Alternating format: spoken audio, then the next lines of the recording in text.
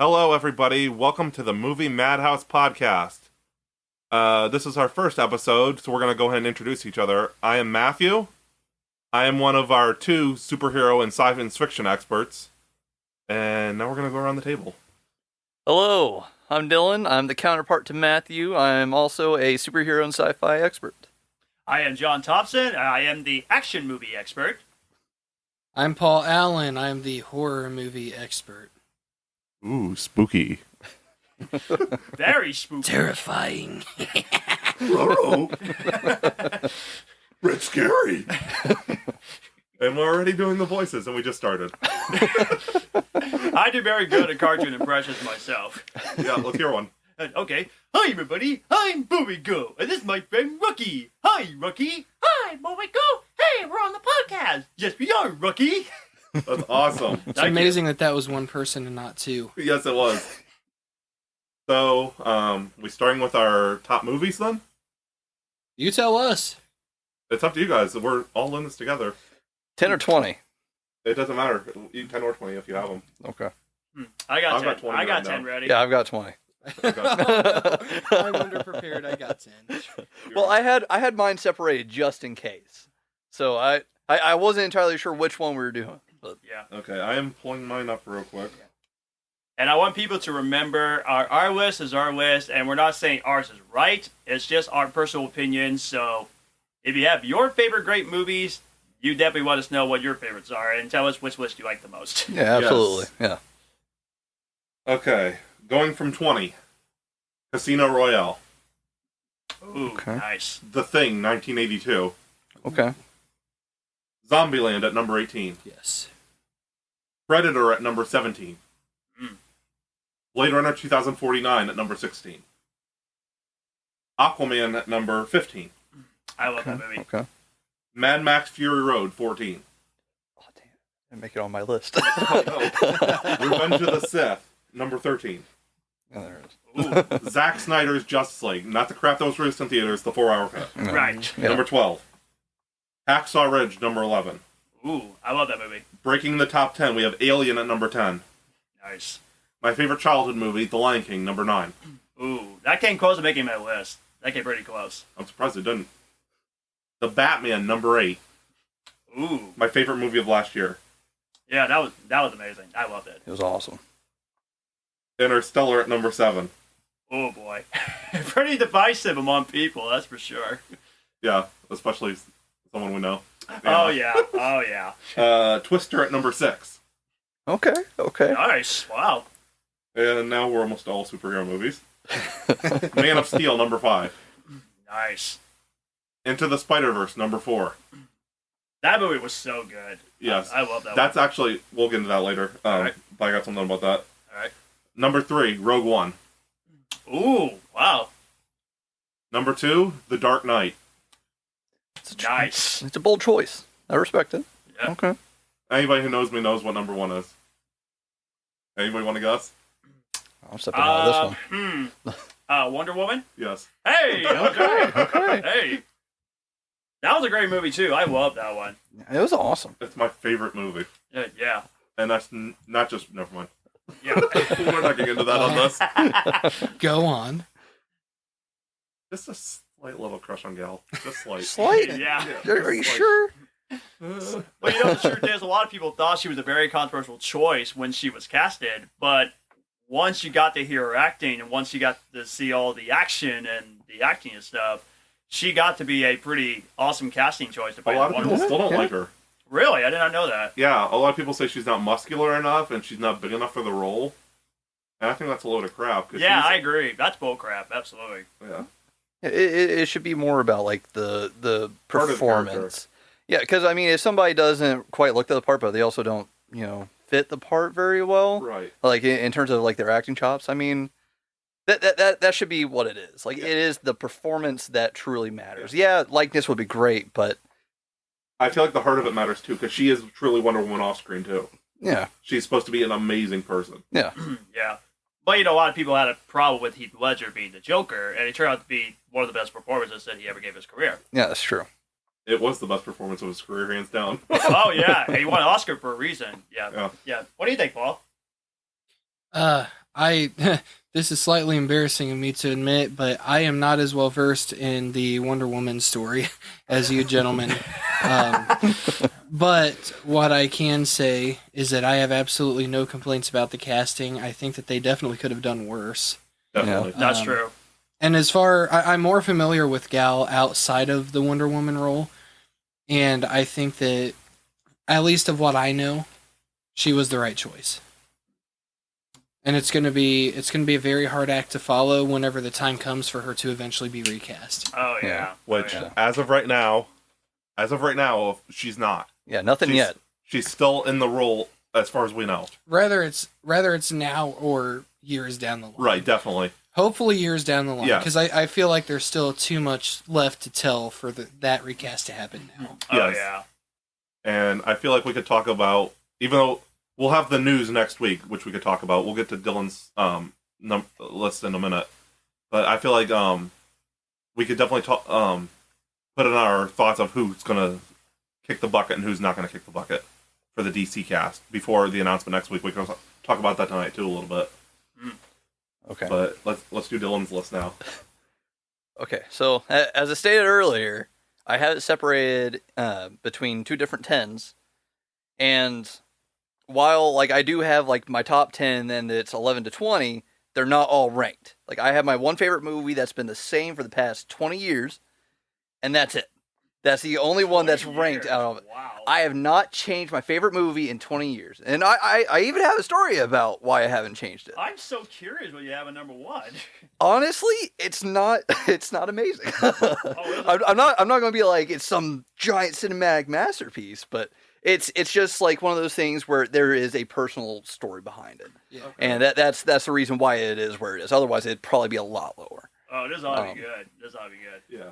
Okay, so I'll start with I guess essentially the 11 to 20 list first, and then I'll start making my way through the 10. All right. So from the bottom on the list that I put together, there's the original Ghostbusters. I've actually never seen that. What? That is a crime, Matthew. How? That is a crime. Oh, That's- yeah, that- we're that- the only three to seen Ghostbusters except Matthew. I mean, I how? I've got it's a piece of cinematic history. It's literally a part of Zombieland. Yeah. I've got the digital code for it. Someone actually gave me the code, so I've got all three on my Voodoo now, so I'll have to watch it soon. You have to. Yes. I do not want to. The next episode of the podcast, I do not want you to come on here and be like, "Yeah, sorry guys, I still haven't watched it." There's Okay. no I excuse. don't want you to. On the mission. I will interrupt the middle of the podcast and make you watch it. It's Note been to out self, watch since it the before next week. 80s. It's been out since the 80s. There's I no haven't been excuse. around since the 80s, 84. thank you. I'm not that old, thank I was you. just about to ask, not the remake, right? No, not the 2016. No. We don't discuss that one. I am a person who I can always find entertainment in things. Okay. So for the 2016 movie, I definitely found entertainment in it. Okay. And this is definitely getting off the danger of my list for being the first movie. Yeah. But I'm one of those people. Personally, when I sit down to watch a movie, I don't sit down to be like, I don't sit down to compare it to things. I don't sit down to be like, oh, I didn't like this or I didn't like that, or even the opposite, where it's like, oh, this was amazing. Oh, that looks like stellar. Right. Like, yeah, like part of my brain processes that, but like the rest of me just shuts down. Like for me, sitting down to watch a movie is sitting down to be entertained. Oh yeah. And if the entire time that you're watching the movie, you're going, oh, I really like this, or oh, I really didn't like that, you're distracting yourself from the movie. So you're kind of limiting how entertained you can be at one point. Oh, yeah. And personally, that's the reason why I was a huge fan of the 2016 one when it came out. Was because, I mean, I loved the cast. Like Chris Hemsworth, Kristen Wiig. Her name's Leslie Jones, right? I have no clue. I know well, Melissa McCarthy was in there. Yeah, Melissa McCarthy. It was just a lot of great actors, and they're all super funny. And I was personally entertained by the comedy. Yeah, it's definitely a far mark off of the original Ghostbusters. There's no denying that. So there you go. The But- original Ghostbusters make the list. Okay. Yeah. Nice. Yeah. Sorry. Tangent out. That's all right. It's okay, we have all the time in the world. So the next movie is Without a Paddle with Seth Green, Matthew Lillard, and Dax Shepard. Never seen that either. It's not surprising. A lot of people don't like that movie. Okay. A lot of people really don't. They think that it's one of the worst Seth Green movies. There was even like a whole bit in the Family Guy Star Wars movies about it. How that's what ultimately provoked Luke Skywalker to try to go after Darth Vader and Palpatine, was his love for Without a Paddle and for Seth Green. But personally, I just liked it. It's a raunchier movie, so for me to have seen when I was like 6 years old was definitely a choice. But I don't know. There were a lot of jokes in it that I didn't get till later, obviously. So Batman the Animated Series you didn't get till later. yeah, like it was one of the, I shouldn't have seen it early, but like I did not get the it's a rubber that I stole from my dad joke. I didn't get that until I rewatched it for the first time in like 8 years, like this past year. I was like, that's what it meant. I was like, how did? Oh my goodness! I was like, how was I able to watch this? I was like, why? But I mean, you can't. If you don't watch the movie, go through one of the final scenes of the movie where like they're basically like fighting over this grenade, and Seth Green is in this tunnel, and the only way that he can make it through this tunnel because he's claustrophobic. Oh no! The only way that he can make it through is by singing his favorite song to himself. Relatable. Yeah, and do you know what that song was? American Pie? I don't know. I'm just No. Do you really wanna hurt me? Do you really wanna make me cry? and above, there are these weed farmers that are chasing after him. And again, I didn't understand that until like a year ago because it had been a while. That actually sounds pretty hilarious. I'm gonna have to watch that. It's really funny. I think that it's great. I don't understand the hate for the movie. I really don't. Like, it's one of those things where just watching it and even just choosing to not just be entertained. I'm like, why did this movie not get more praise? Yeah, there are lots of movies that I love that I'm like, why do critics hate this one? Because critics are so misunderstanding, honestly. Well, Matthew knows one movie, and unfortunately it's not on my list. Matthew knows one movie where I'm really passionate about how the critics reacted to it.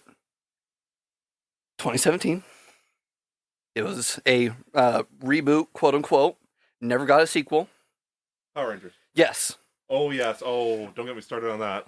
I'm not going to because it's not on my list, so I won't be able to go on a tangent about it. Hulk will smash. But that's one where I was so like, let's see, Ghostbusters, Without a Paddle. Yeah. What else is on the list? next one is Into the Spider-Verse, Yes. which I mean I feel like that's universally praised. Oh yeah. Yes. Um, One of the best movies ever. absolutely, Yes. and I can't wait for the sequel this year. Oh, Yes. me too. But we'll get to. I'm sure that we'll talk about that later. Yes, we will. Next is the original Pirates of the Caribbean.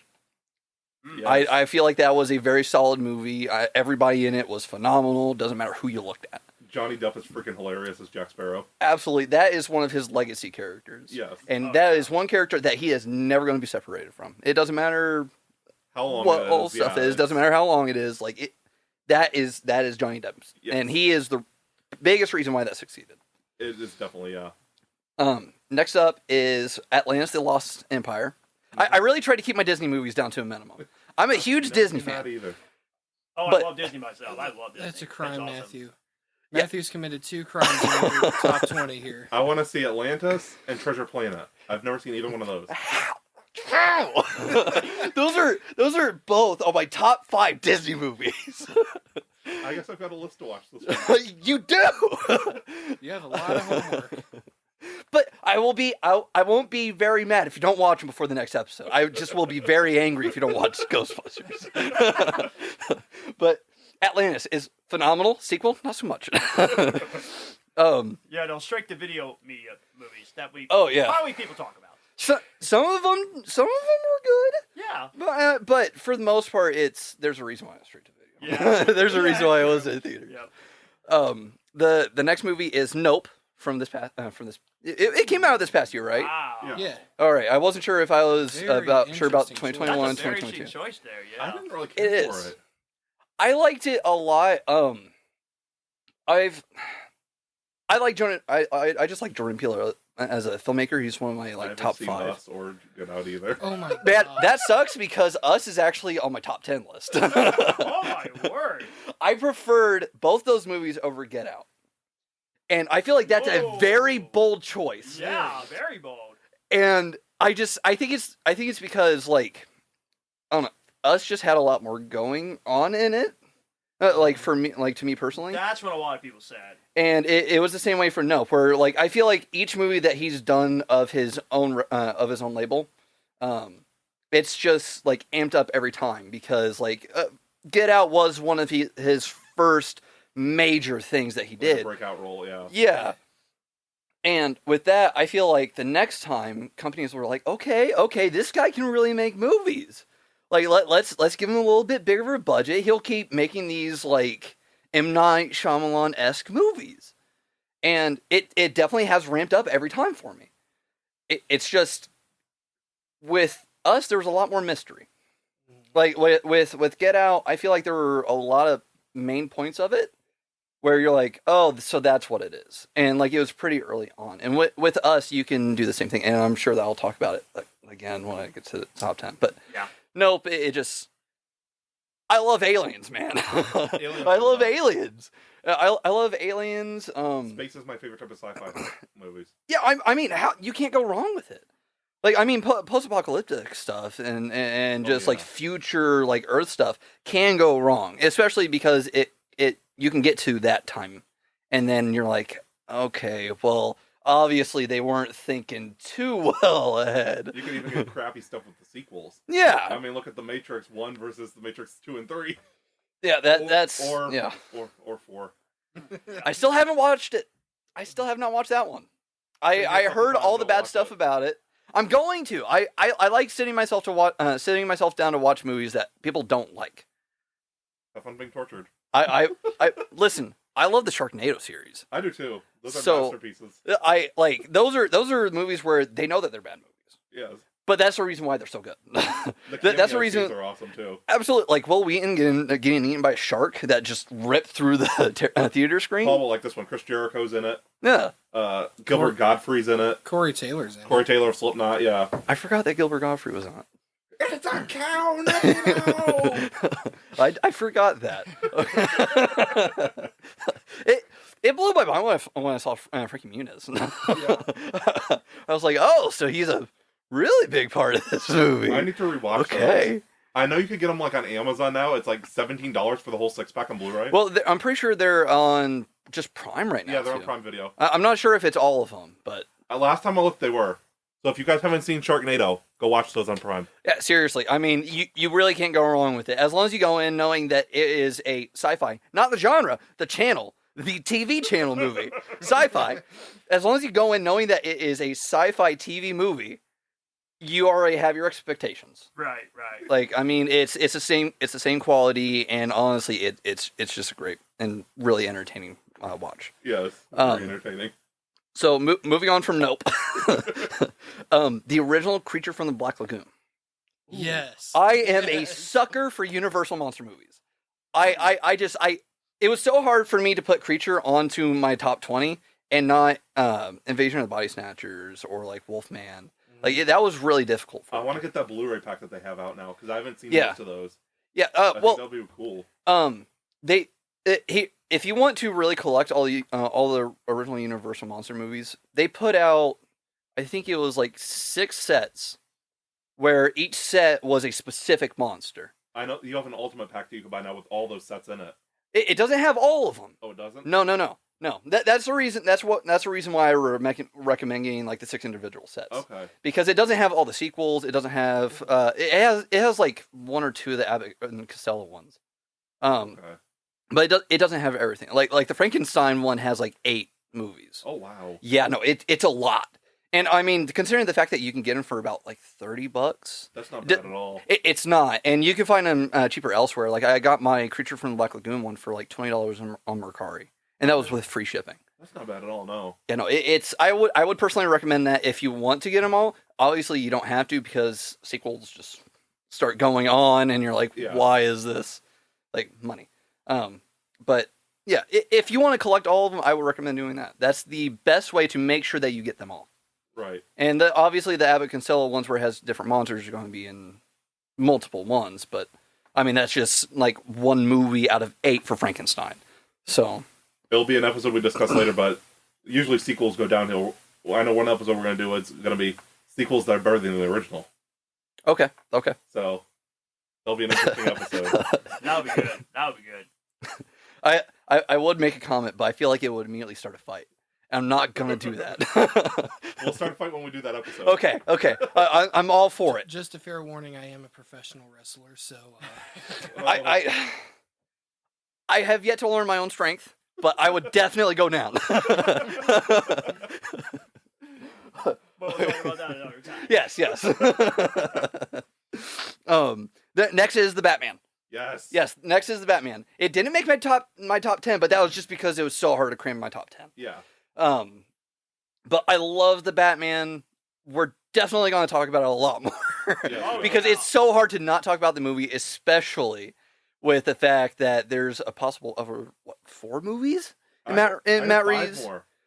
I heard there's going to be 6 total. I didn't hear that there was going to be 6, but I don't doubt it. I really don't. But I mean that on top of all the like 4 or 5 series that are at least rumored, if not confirmed. The freaking Arkham Asylum horror series, that's going to be sick.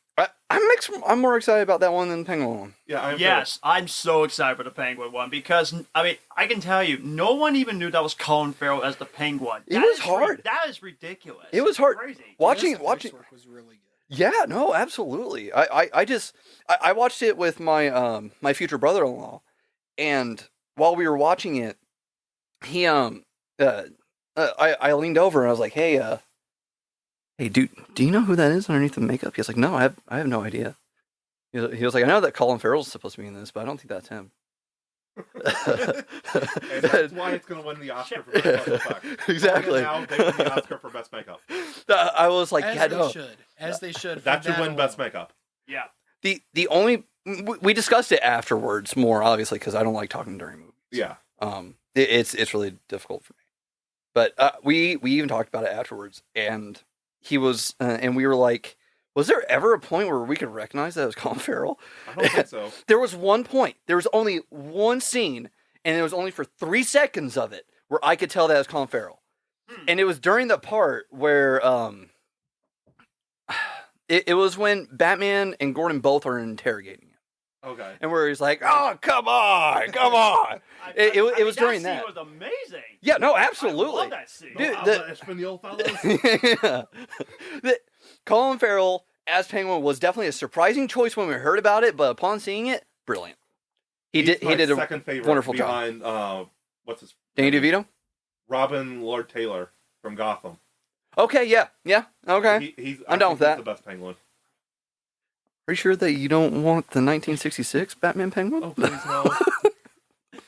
All the love to him. I love tell you, 66 I'm series, so ticked that the Batman was not nominated for Best Picture, which we will talk about that. That was surprising. Yeah, we'll definitely be talking about that when we do our Oscar episode. I am so mad that it wasn't nominated for Best Picture. I was so mad. Yeah, it was. Well, I mean, especially. I don't know how to pronounce his name. I've never looked it up. Michael Giacchino. Yeah, I'm not entirely sure how to pronounce his name. I've never actually heard it pronounced. The composer, yeah. Not nominated for best soundtrack? Really? I don't get Really? Yeah, that's crazy. I mean that the soundtrack. I'm not going to say that it made the movie because everybody really pulled their weight on that movie. Yes, they did. Oh yeah. But that movie would not have done as well if it hadn't been for the soundtrack. That soundtrack was so moody and atmospheric. It was just amazing. It would have been drastically different if it had been somebody else. If Danny Elfman would have done it. If Danny, I love Danny Elfman. With all my heart, I do.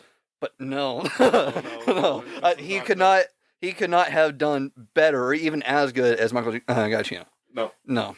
I watched the teaser 12, 13 times. I was so excited for the movie because I was like, nope, I'm not going to watch any more trailers. And then I was blown away by the film. Yeah, no, I typically try to just watch the first trailer for movies. Yeah. But with that one, I had to soak everything in.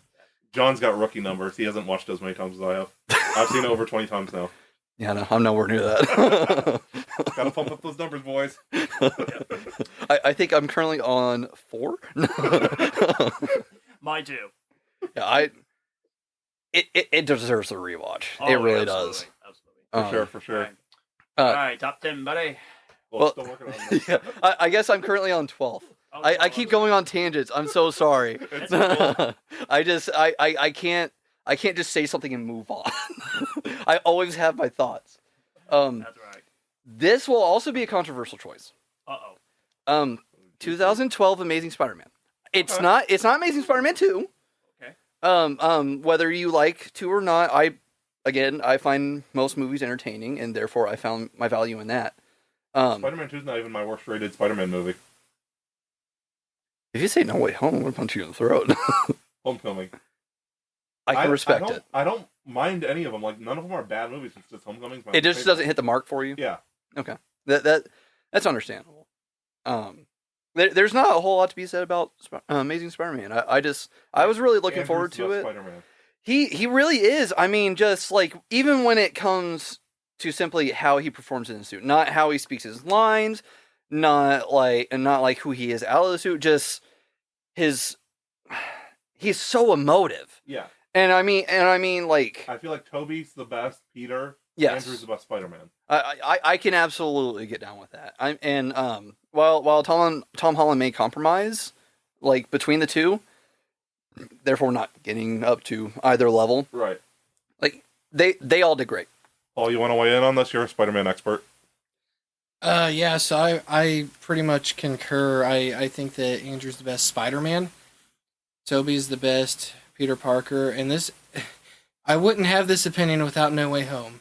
But I feel like if there is one of the three that has the best combination of both attributes, even though he doesn't match either one, it is Tom. I think that he does so well, like especially in No Way Home. Like even in that one movie alone, there's so much character growth. Almost too much for one movie. Almost too much for one movie. But still, it's enough to make you excited to see where they go with Spider-Man 4. Fingers crossed, 2025.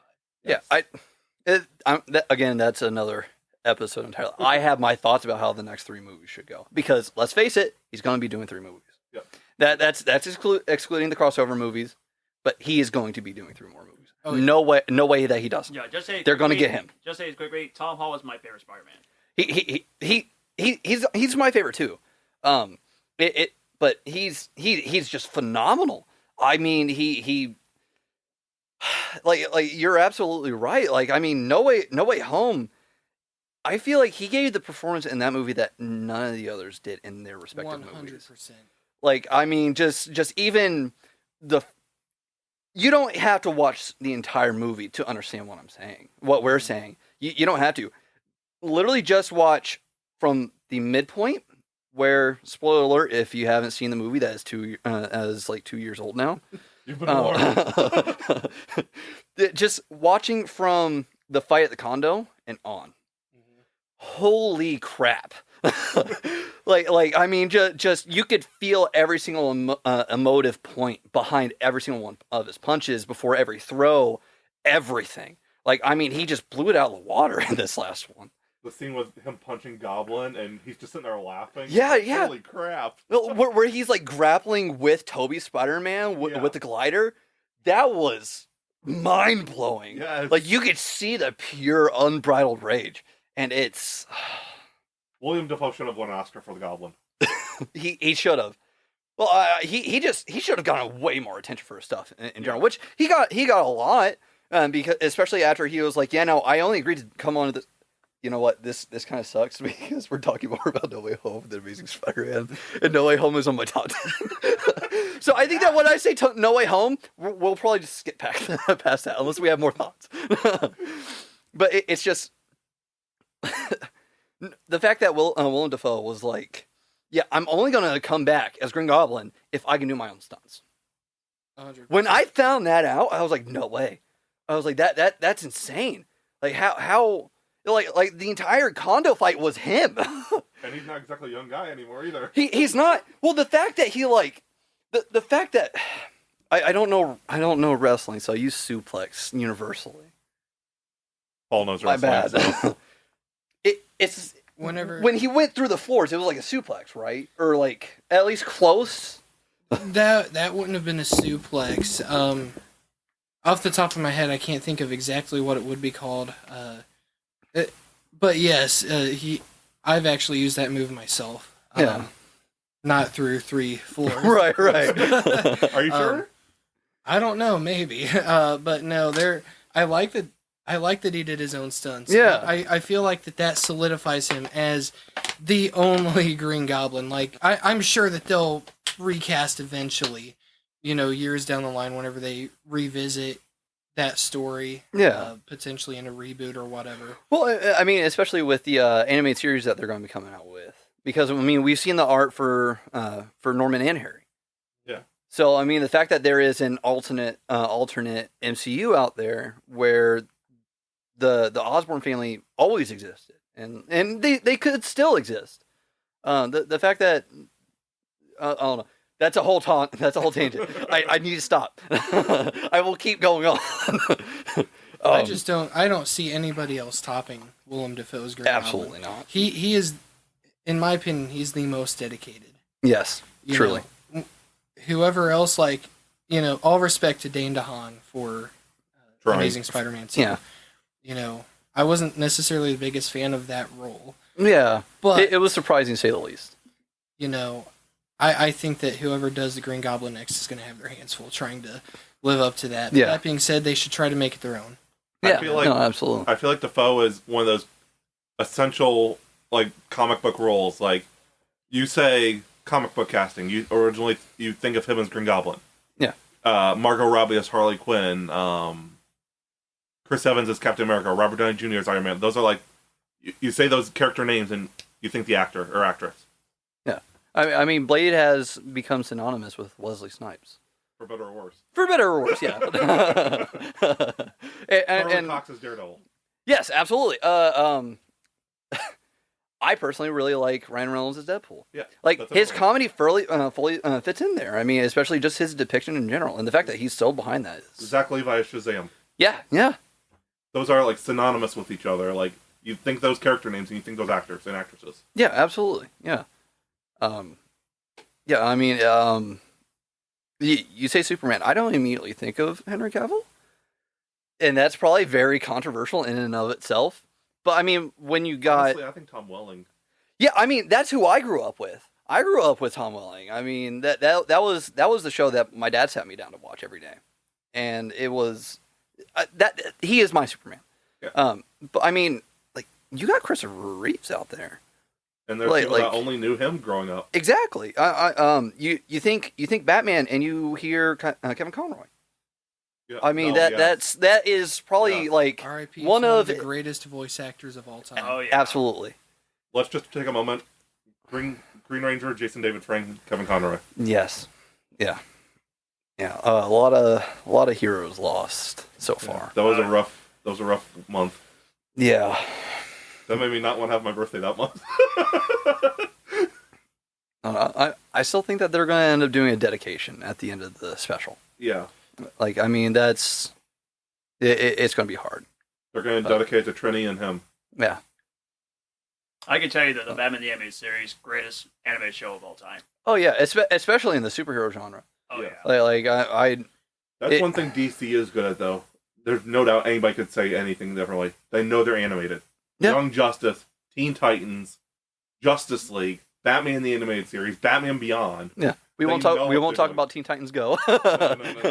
We're good. But I mean that's a derivative of the Teen Titans series, so Teen Titans defaults. Yes. Yeah. Back on track. I'm going to be saying that 11 more times. 1997 Mulan. I wanted to make that distinction, 1997, because the only time that I have ever watched the live action Mulan, it was Mile High. That's the only reason why I was entertained by that. I don't think that I would have liked that movie otherwise. I still haven't watched either one. It's... And actually, Mulan came out in 98, not 97. It came out. Was it 98? Yeah, it was. Yep. Ah. Yeah, Hercules came out in 97. That's right. Yeah. Okay. I couldn't decide between Hercules and Mulan. Okay. That makes sense. Okay. Yeah. Okay. Yeah, just that's one of the top 2D animated Disney movies ever. If you don't think Well, it will once you watch it. Yeah. It will. I'm going to make you sit down and watch that movie. I swear. By the end of your top 10, we're gonna have to arrest Matthew for as many of these. As Yeah, he's not seriously. I'm We're disappointed. probably going to end up having to redo this episode later to have a more updated list as everything progresses. If they are not even What just is the movie honorary Matthew has mentions. not seen? Yeah, that could be a game show that we could do. Coming soon at the Yeah. I suddenly feel very roasted. I haven't got roasted yet. You don't even know my top 10. I hope I don't get roasted in mine. Just wait. Well, I mean, as long as you're not missing out on these giant pieces of cinema history, And I've seen Like Mulan Matthew a few over times here. on TV. even just existing before the Mulan Szechuan sauce craze from the past 10 years. Even just before that, Mulan had a huge influence on pop culture. Yeah. Oh, yeah. Like, I mean, you just look at Reflection. I mean, that is That's such one a of great song. while that is probably the second most iconic song from that movie. You think princess songs? That's it. That's probably one of the default songs that you think of. Like, I mean, that's. My favorite Period. Disney song is "Can You Feel the Love Tonight." I mean, yeah, that's another one. I mean, that is probably the default one. Yeah. Like, I mean, obviously there are people they're like, oh, let it go, but it's like, oh, I don't want to talk about Frozen. No. They need to let it go. Yeah, That's a good one. That's a good one. I was okay with the sequel, but I definitely think that was unnecessary. I will just say that, and I have that opinion about a lot of sequels, so that's probably going to be I said say another because- 20 times because by me. I love both Frozen movies, and I'm just gonna leave it at that. Yeah, I mean, Yeah, we will not which be is talking about perfectly Frozen fine. much. I mean, like. Giving it the cold shoulder. Yeah. Okay. We're gonna put that one on ice. That's a good. Oh my gosh! Yes, him. He's got the puns, folks. Matthew's got the Paul puns. started, but here we go with the puns. Puns forever. And Holly, listening to this episode, is like, there it is. Yeah, whoop, there it is. But, yeah, that's all I really have to say about Mulan 1988. Yep, exactly. That's all. That's all that I really have to say about it. It's just it was a very iconic movie in my childhood. Like, I mean, it was good. It really is one of the best 2D animated Disney movies in my opinion. Yeah, but anyway, that was basically number 11. Oh, okay. Sorry, guys. That's okay. I'm not number 3 yet. So now I'm on the 10s. Across the Universe. Crickets. Have you guys not seen Across the Universe? No. It's not super surprising. Across the Universe. I don't. That might be the first time I ever heard of this title. What did that movie star? So, Across the Universe had Jim Sturgis as like the main guy. Okay. If you've ever seen the movie 21, which had God, what was his name? He played Lex Luthor in Superman Returns. I'm totally spacing on his name. Kevin Spacey. Yes. It had Kevin Spacey in it in 21. Which Jim Sturgis was the main guy in 21. A musical romance movie? Yes, it uses now the I Beatles recognize songs. it. Okay, but all I heard was that the a few celebrities was doing like it feels like a Beatles impressions or something like that. Yeah, so just to quickly describe the movie is Across the Universe takes the names of iconic it creates a story out of Beatles songs. Okay. And it plays through where like Jim Sturgis plays Jude from Hey Jude. Oh, okay. And then there's also Max from Maxwell Silverhammer. There's Lucy from Lucy in the Sky with Diamonds. They use Prudence from Hey Prudence, won't you come out to play? There's Prudence, and it creates this really interesting story. And there are a lot of celebrity cameos in it. Yeah, I just looked that up. Yeah. Like Mr. Walrus. Yeah, Bono. Yeah, it's Bono. Yeah, and that was another movie where like I first watched it. I can recall when I first watched that. It was in 2009. I was eating beans and weenies, and it was that was a hard year for me. So I really attached on to that movie, and I was especially confused during the I'm totally spacing on the song. There's a cameo from she was Ajax in Eternals. Salma Hayek? Salma Hayek. She appears in the movie. Okay. She appears as a temptress in a syringe, which is interesting. It sounds weird. It's a psychedelic movie. Yeah. It really is. Like the visuals in it alone are brilliant. Like I would recommend watching it based on the visuals, and if you're a Beatles fan, if you simply just enjoy Beatles movie I remember music. 2009. Paul can't remember what we had for breakfast this morning. It's just I had breakfast. it was a huge movie for 2009 to me. Yeah. And I even ended up buying it on the PSP. Oh, nice. When you could buy movies for handheld game consoles, I bought Across the Universe, and it was it to me. It's just a great movie.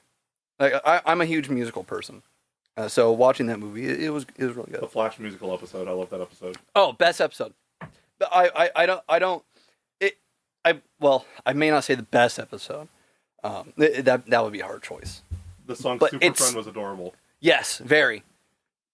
Very. That was the first time that I ever found out that the guy that plays Cisco Ramon could sing, and that he does his own music. Good singer. He was great. Same as I think his name is Jeremy Jordan. Yeah. He played the Toy Man's son. Yeah, I can't remember his name now. Yeah, I can't either. But yeah, I was surprised. He actually this is a little bit of trivia. He was actually on Tangled the series. Okay. Yeah, he played I forget what his name, but he was a little like engineer boy who Okay. wanted to impress his dad, and he thought that he could come up with all these solutions, and then he ended up turning on Rapunzel. He was also on Broadway for a while. Yes, yeah, that too. I'm not entirely sure what productions, I don't know either. but that's true. Yeah, I was really surprised. I knew that Melissa Benoist could sing. Yeah. Same as Grant Gustin. I watched Glee, Yeah. so I already knew. Running Home to You is such a beautiful song. Absolutely. What a was that? That was an I'm in original. culture when it comes. Okay, I was gonna say I'm very uncultured when it comes to music. It was written. That's for something that my fiance can attest to. It was written for the show. I don't know if Grant wrote it or if someone wrote it for him. I'm It was not. written for the show. I don't think that Grant wrote it. That would have been even more adorable. That it would have been, but I mean that was.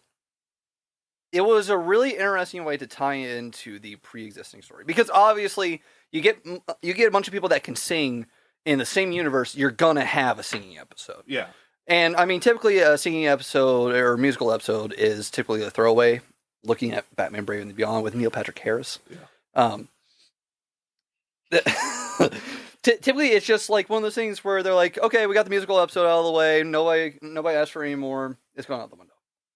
Not happening again. But the fact that they tied it in successfully to each other's stories was really interesting, and I think that was done ended really with well. such a note. Yeah, absolutely. Like that was probably the best way that they could have ended that episode.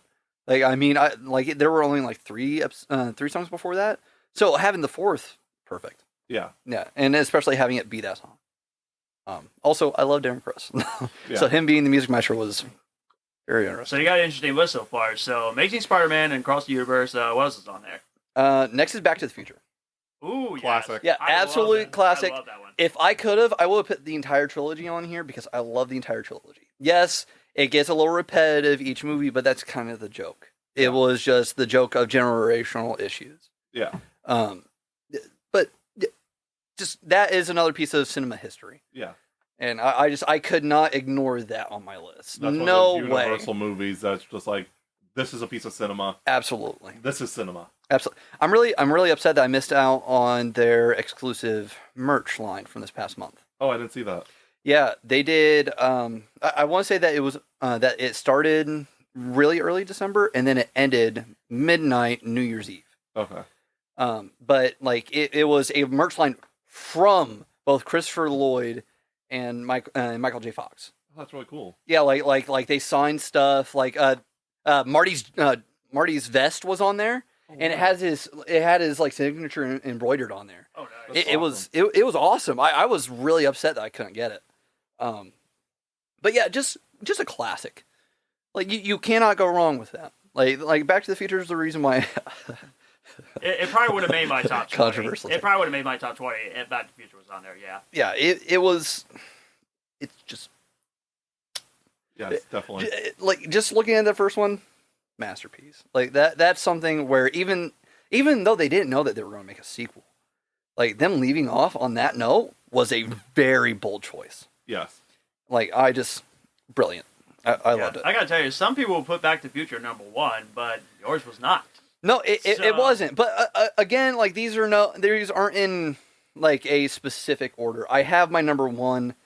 It's just, I'm somebody that really can't pick and choose favorites. That is so difficult for me. It doesn't matter what it is. Like, I have 20 different favorite t-shirts. It just depends on the day. And one of them I just got 2 weeks ago. So, Back to the Future, just classic movie. Like, you cannot have cinematic history without it, in my opinion. Right. No. Like, that is mentioned in the breath of the greats. Next is Scott Pilgrim versus the World. Okay. Yes. Edgar Wright is my favorite filmmaker. I've not seen that in a while, but that's a classic, yeah. It really is. I mean, this is by the guy that gave you Shaun of the Dead. This is by the guy that gave you Hot Fuzz. This is the guy. Did he do Baby Driver, too? Yeah, he did Baby Driver. I was about to mention Baby Driver. Yeah, it's all by the same guy. And I mean, the fact that he's so involved in his production, same as James Gunn. Like, he's super involved in his. It's Christopher Nolan, I think, is too, pretty much. Yeah, and the fact that he, I'm going to be honest. I haven't read all of the original Scott Pilgrim line. I really want to. I need to get the box set, but just I loved it. I liked Michael Cera for a long time. He fell out for me, but I liked him for a long time. So him being chosen as Scott Pilgrim, as this like really awkward looking guy, this really awkward acting guy, as Scott Pilgrim, brilliant. That also gave me my love for Brie Larson. I listened to Black Sheep constantly, and when I heard that they were coming out with the Brie Larson vocals one, I was floored. I really was. Like, I mean, I love Black Sheep. It's probably one of my top 10 songs. I have an unpopular opinion. Brie Larson's like one of my least favorite superhero actresses. I mean, that's fine. I get it. Yeah. My issue goes with the character. Yeah. Like that's where I start getting defensive, is when people are like, oh, well, she's like this. It's like, yeah, but she kind of has to be. Like, that's the entire point of her story in the MCU. Yeah. Like she's that's supposed to be cocky. Exactly. Like she's supposed to be this. Oh, I know a lot more than you, or you're telling me that I'm not going to be doing this very well, but I have a previous track record saying that I do it fantastically. Yeah. Like, I mean, and I've had a heated discussion about that at Applebee's with both my fiance and my future brother, and it was, I don't know, but yeah, Scott Pilgrim, it's just great. I love Edgar Wright. Edgar Wright is a brilliant filmmaker, and I really cannot wait for his future stuff. Next is Black Cauldron. Do not tell me that you haven't seen Black Cauldron. Do not tell me that you haven't seen it, Matthew. Okay, I won't say it. Black Cauldron, huh? Wow. Very interesting. That's a deep cut. It's probably the only deep cut that I have on here. Other than apparently Across the Universe and Without a Doubt. One movie that Disney Animation is actually ashamed of that they actually made this movie. Well, it's wild that I think that they have come to recognize the fact that they didn't give it the love that it deserved. Yeah, and it was the most expensive animated film at the time. Yeah. Over $40 million. I assume that's what the film was made. Yeah, it was. It had a really troubled production. It had a troubled production. It was just really complicated. Obviously, being based off Chronicles of Prydain, you're going to have those pre-existing fans that are going to have the expectations, over the years, as everybody fans does. started to appreciate the movie now. Absolutely, and people seem to love it. Yeah, like there were children that saw it growing up. Like I loved Gurgi. Gurgi was my top character of it. I just had to stop to give you the death stare because I know that you don't know who I'm talking about. But I loved Gurgi. And like it's just one of those things where I watched Black Cauldron as a kid, and I had a Gurgi plush, and that is how a lot of children saw it. in that movie. And now these people have grown up, and these children that grew up watching the movie, they're like, why does this movie not get more love? Like, why is this last week I looked up on Amazon Black Cauldron merch. Out of all the stuff that pops up on Amazon for Disney Black Cauldron, there is maybe 6 items of merchandise. Wow. Yes. And I mean, there's obviously been more than that. I mean, you can go to the parks and you can probably find something. Yeah. But it's not going to be a whole lot. Like, the only presence that it really had in the parks was in the Disneyland Shanghai, I think. Was that open during the 90s?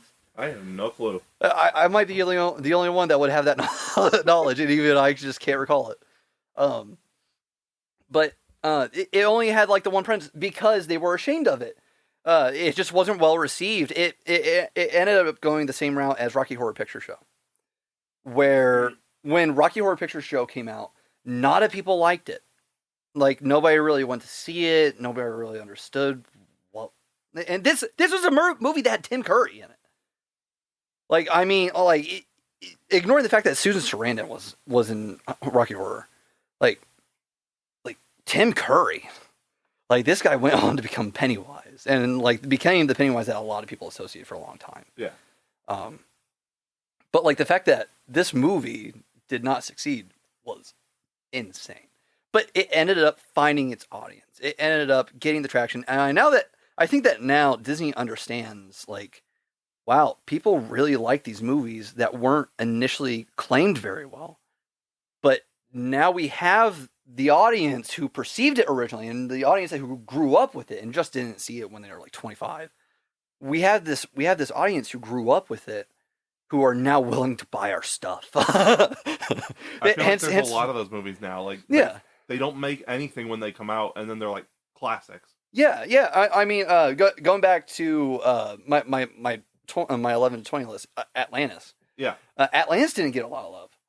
And it was the same way with Emperor's New Groove. It was just the children who watched it who really had a fun time with it, and then the older audiences were like, what is this? And now the Emperor's New Groove, you hear about it like all the time on social media. Exactly. Like, I mean, first of all, it doesn't help. It only helps the fact that we have memes. Yeah.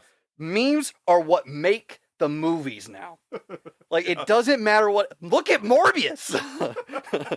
Love or hate Morbius. Like, the fact that they released it a second time in theaters. But that's a story for another day. Yeah. It's.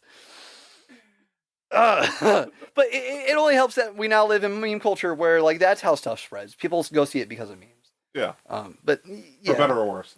For better or worse. But yeah, Black Cauldron. I'm a huge D&D nerd, and so it really appeals to me. All right, so who we got next on the list there? All right, so we're finally to the 6. Moulin Rouge. I actually love that one. Okay, I'm glad that I didn't just get blank stares. Have you not seen Moulin Rouge? I've not heard of it. Okay, I've Matthew. never seen that. It has Ewan McGregor in it. Okay. Yeah, and That's it has Hello there. gosh, I'm bad with both faces and names. Nicole Kidman. Yes, yes. Nicole Kidman started opposite of Ewan McGregor. No, and I mean, what may. I love that one. I love Come What May. It's just it's another one of those movies where you watch it for the visuals, if not anything else. Okay. Oh, yeah. I mean, it's just it blows you away. And if you've never heard Ewan McGregor sing, at least look up the soundtrack. Okay. Not only does he give a top-notch performance in the movie, because I mean he's just basic rundown. So basically, Ewan McGregor plays a guy who moves out to is it like France? I think so. I think it's probably in France. He moves out to France to become a writer, and he ends up getting discovered because he's this talented lyricist. And basically, they do.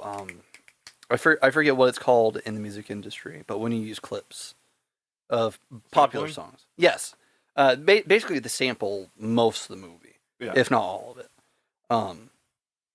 Again, I'm very musically uncultured, so like watching that movie for the first time, there were some songs that I hadn't heard. Well, obviously I knew the medley was a medley. Yeah. Like I wasn't stupid, But like, and basically he ends up becoming this talented lyricist for this. He's a talented lyricist, and he gets recruited by this acting agency. Well, they go to the Moulin Rouge, which is a burlesque like house basically, and they pimp out the players and everything. He goes there, and then he gets confused for this guy that's come to pitch a movie. And Nicole Kidman thinks that it's Ewan McGregor, not this other guy. And you'd be surprised who the other guy is. It's I'm so ashamed of not remembering his name. I'm really bad with names. Gordon from Dark Knight. Gary Oldman. Gary Oldman. It's Gary Oldman. Okay. Yeah, he basically plays the bad guy. He did in Book of Eli too. I never saw Book of Eli. Oh no! I never saw Book of. It's on my watch list, and it's been on my watch list since it came out, but a couple of years after when I heard about it. Like my brother really praised it. I've never gone around to watch it. I never knew where it was. I think it's on Hulu right now. Sunday before we do the podcast, we should just like watch movies on each other's lists. Yeah. Just everybody come over and watch them together. Yeah. we really do have to pick a movie that somebody hasn't seen, and then we all have to watch it. We have to do that for each person. So 4 movies total. I'm going to guess that mine is Book of Eli, unless there's something else that I you have guys seen think. Book of Eli. I do love that one. Okay. Yeah, I showed it to him. That might be the one that you guys have to do for me. So good. Yeah. Paul, you've seen it, right? I think so. With Denzel Washington? Probably then. Yeah, I know about it. I just so good. But basically he gets confused for Gary Oldman, and then she like swims with him, and then realizes, oh crap, this isn't the guy. and he has fallen so deeply in love with her because of the act that she was putting on, that he's like, well, I know that you're supposed to be basically getting sold to this guy to star in his movie, but what if you just pretend, and then while you're pretending, we'll sneak off on the side and then do canoodling. Oh. That's basically what the movie is, and I'm not going to spoil it, but for me, it's a must-watch. It doesn't matter whether you like musicals or not, that is a must-watch, especially if you like Ewan McGregor, Nicole Kidman, Gary Oldman. Yeah, they're all excellent actors and actresses. Yeah, Gary Oldman in it gives a really good performance. The next movie on my list is, like I said, Us. I just liked what they did more with it. There was a lot more to it. It was a lot more guesswork on what was all going on. Mm-hmm. Because I mean, Jordan Peele likes to give you like what this is, which with Nope, that's the reason why I made it on my list. It was a lot harder for me, right? But the fact that it was a lot harder also detracted from the experience. I don't think well. I don't think well. But with that one, there was also not a whole lot less, more mystery. But U.S. Bring us out to dinner. For the record, that's staying in here. We're going to keep that on the recording. In Us, it just, the twist at the end. The twist at the end is solely what put it on my list, my top 10. It's what put it in my top 10. It was done really well. I feel like there were brilliant performances from everybody all around. I think that the little hints that he puts in there all throughout the movie was just best done in that movie out of the main 3 horror movies that he's done thus far, or major horror movies that he's done thus far. But yeah. We kind of talked about it earlier. So next is the original Scream. There it is. There you go. Yes. You can't go wrong with it. No, it's impossible. Like you think slasher picks, and Ghostface is one of them. If they would have led with one of the other movies, and obviously it's impossible to because of the fact that it's so deeply tied to the first one, like every single sequel afterwards. If they had led with the quality that the other ones had been, it would not have gotten that many movies. And the fact that it led us all the way back around to here, which I really liked, the one with Jack Quaid. Oh yeah. I'm very excited about this next one. It looks brilliant. I think that they're going for a very different feel for it. We'll definitely get into this with my top 10. Okay. Then I'll save it. But yeah, just can't go wrong with the original. 100% agree. So I'll skip the third listing on mine for right now because it's my number one. Like that is my favorite movie. So next would be No Way Home. We talked a lot about No Way Home. Yep. All Spider-Man fans here. Yes. Yep. It just that movie made me feel like I was 6 years old again. Yes. Like I mean, I was the amount of joy that was building up inside of me watching that movie was just it was limitless. I mean, it's hard to feel that now. It's my favorite Spider-Man movie. It's my favorite. Like they did everything so well. They were so respective to everything that came before, and they still gave more than enough time to Tom's Peter. Because no matter what, that was Tom's Peter's movie. Yes. There are people that think that there should have been a lot more Toby and Andrew, and while that would have been great, I think that the amount that we got was perfect. So now if we want more Toby and or Andrew, we just need to get them in other projects. Yeah. We'll talk about that later. Yes. That was my number one movie of 2021, which also should have been nominated for Best Picture. And Absolutely. Again, I was very disappointed. Absolutely. That was my number one too. I was really surprised. I think I had a train of thought and I lost it. Train has left the station, folks. I repeat, the train has left the station. Do you not even see the caboose? Were you just facing the other way?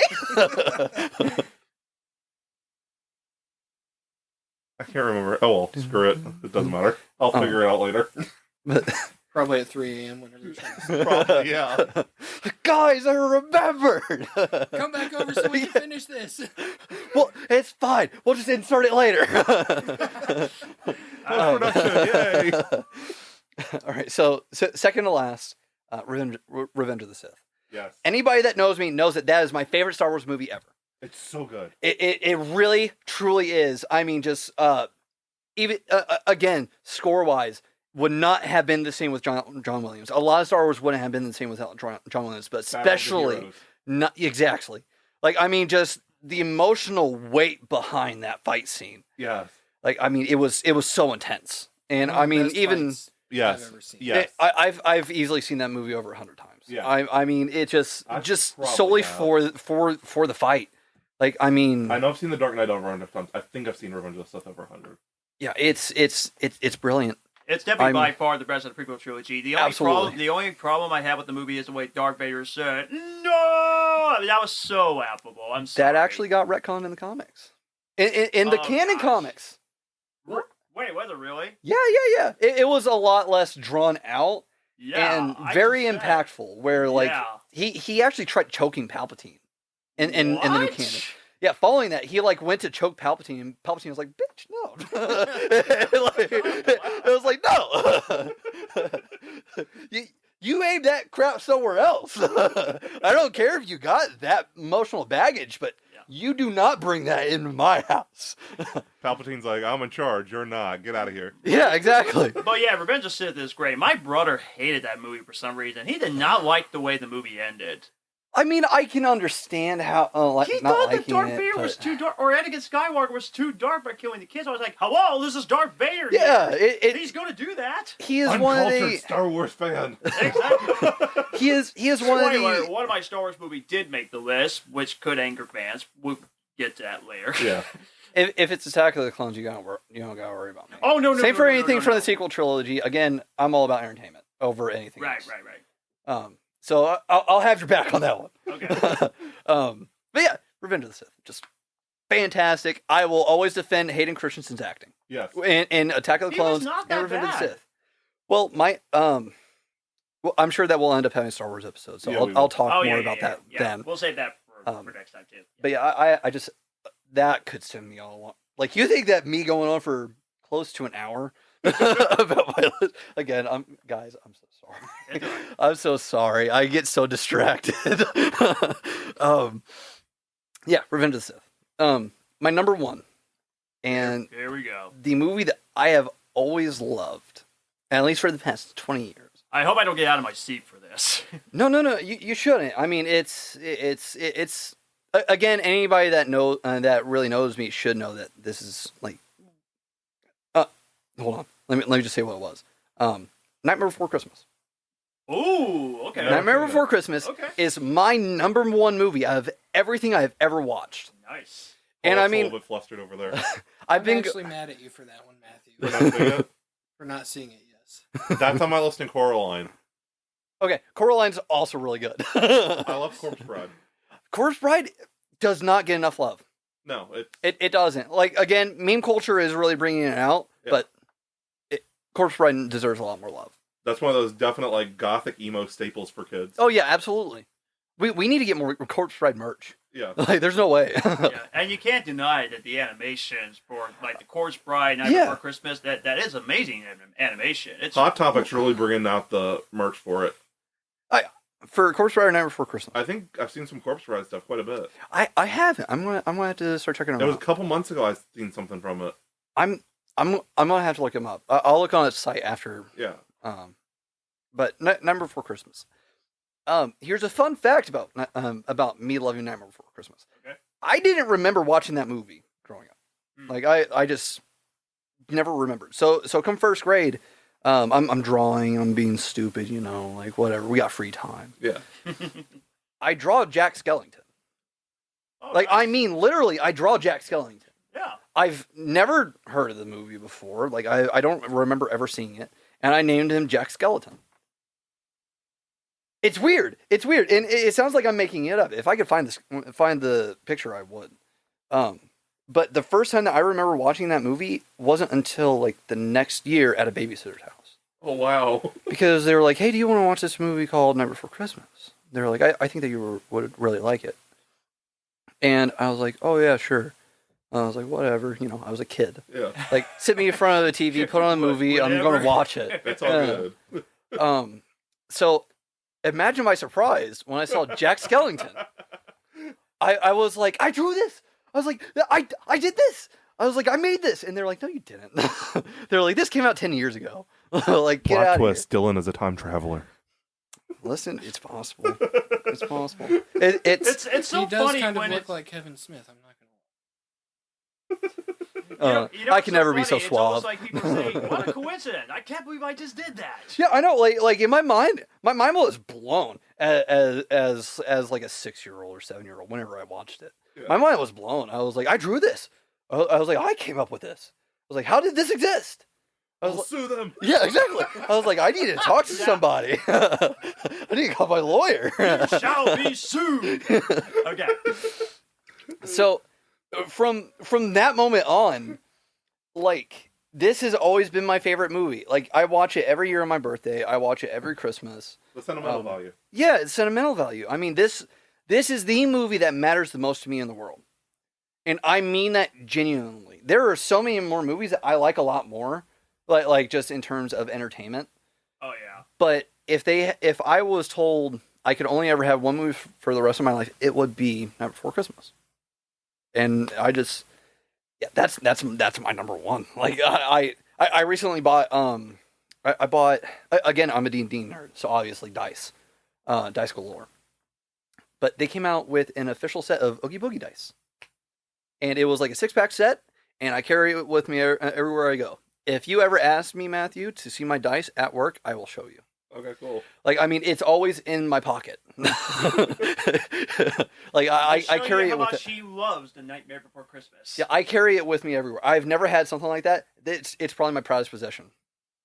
And I mean, I have some expensive ass shit. Like, I mean, that's my number one. My list is fully concluded an hour later. John, onto your list. Okay. Please. I hope I don't get killed with these rankings. And keep in mind, these are movies that are my favorites and do I think are the best ones also. And it's based on what I think are the best We ones. won't judge you too hard. We're just getting the pitchforks and torches. I'm Yeah. just saying right now, I do play serial killer in a movie, so Okay. I'm sharpening my knife Well, right we shall now. see. Well, we Yes. shall see how it goes. Okay. Dun, Alright. dun, dun, dun. Yep. All right. So number 10 on my list. Now, I love Western movies. I grew up watching Westerns, like The Lone Ranger and all that stuff. But to me, the greatest Western movie, as at number 10, Unforgiven, starring Clint Eastwood.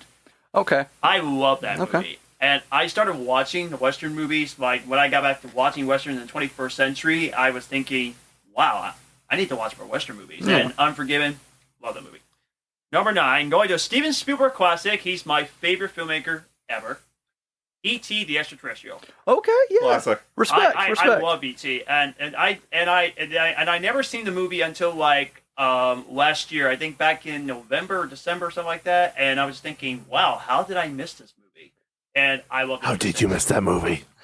Matthew, you don't have any room to talk. But now that I have seen the movie, it went to my top 10. I love that one. That's brilliant. All right, coming in at number 8, and here's where the Star Wars fans will probably get mad at me because they definitely got their favorite Star Wars movie, but to me, this is for me the best Star Wars movie. Get the pitchforks ready.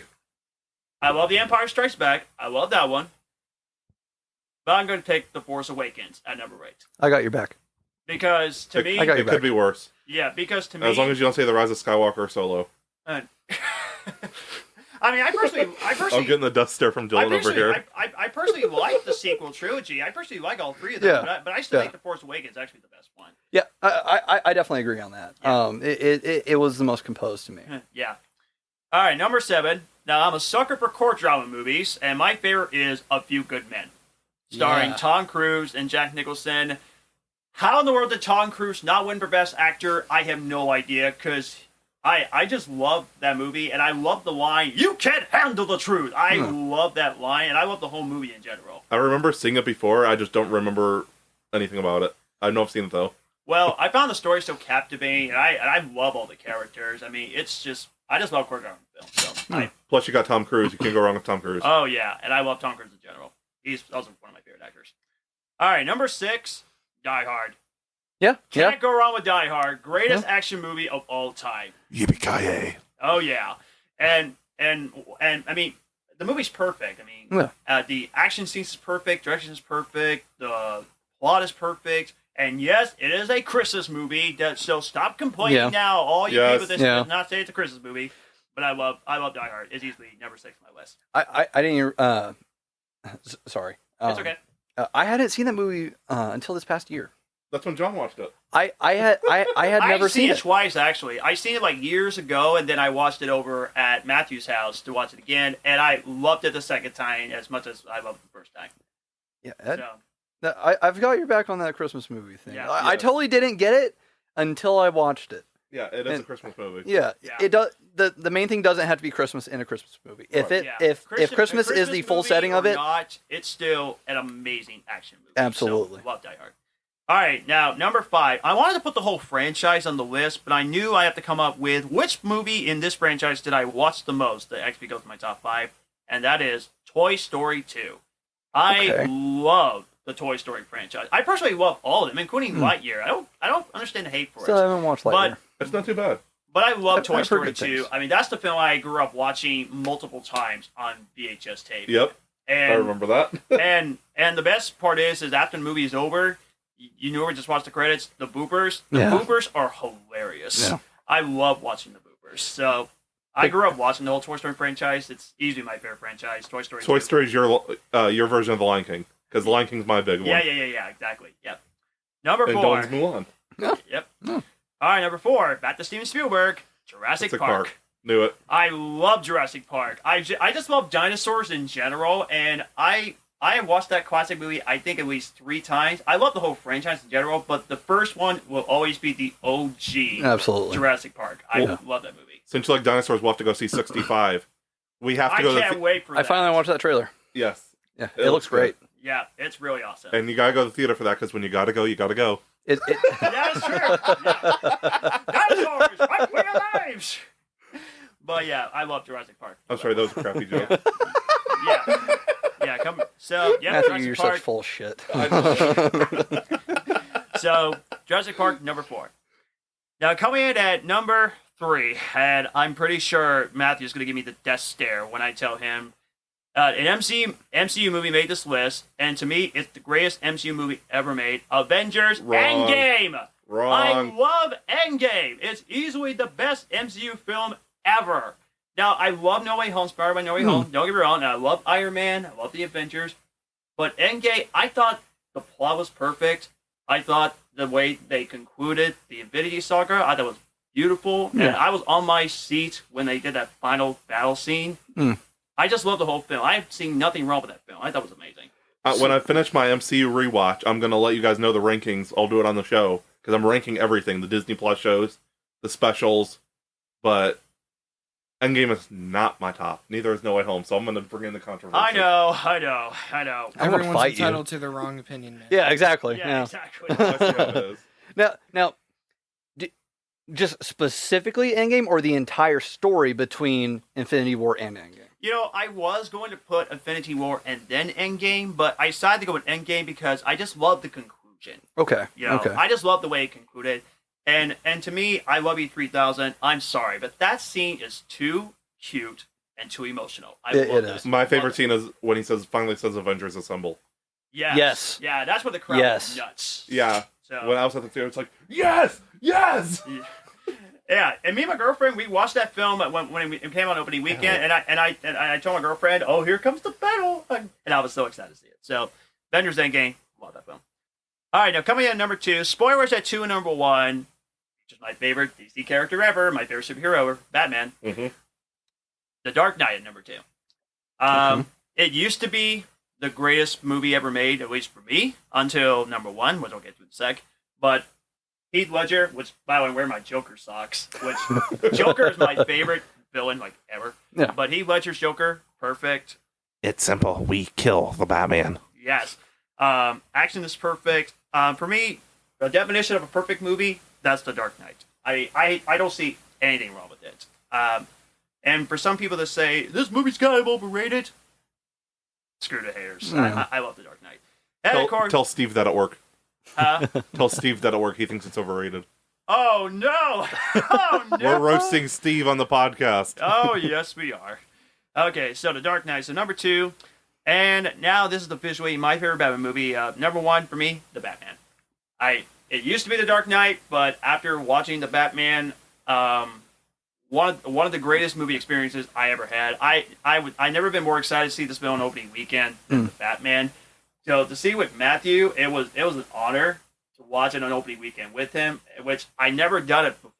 Watch an opening weekend with you, and it was awesome. How many people from work did we have go that day? Let's see. It was you. It was Jacob and Josh. Josh. It was me, and Jacob was there. And I think Richard and Sam were there too. Yeah, so at least 6 people that we got to go see, and I believe the theater was pretty packed. Yeah. It was, yeah. Yeah. So love the Batman. So that's my number 1 favorite movie of all time. So Unforgiven, E.T., Star Wars: Force Awakens, Few Good Men, Die Hard, Toy Story 2, Jurassic Park, Avengers Endgame, Dark Knight, and The Batman.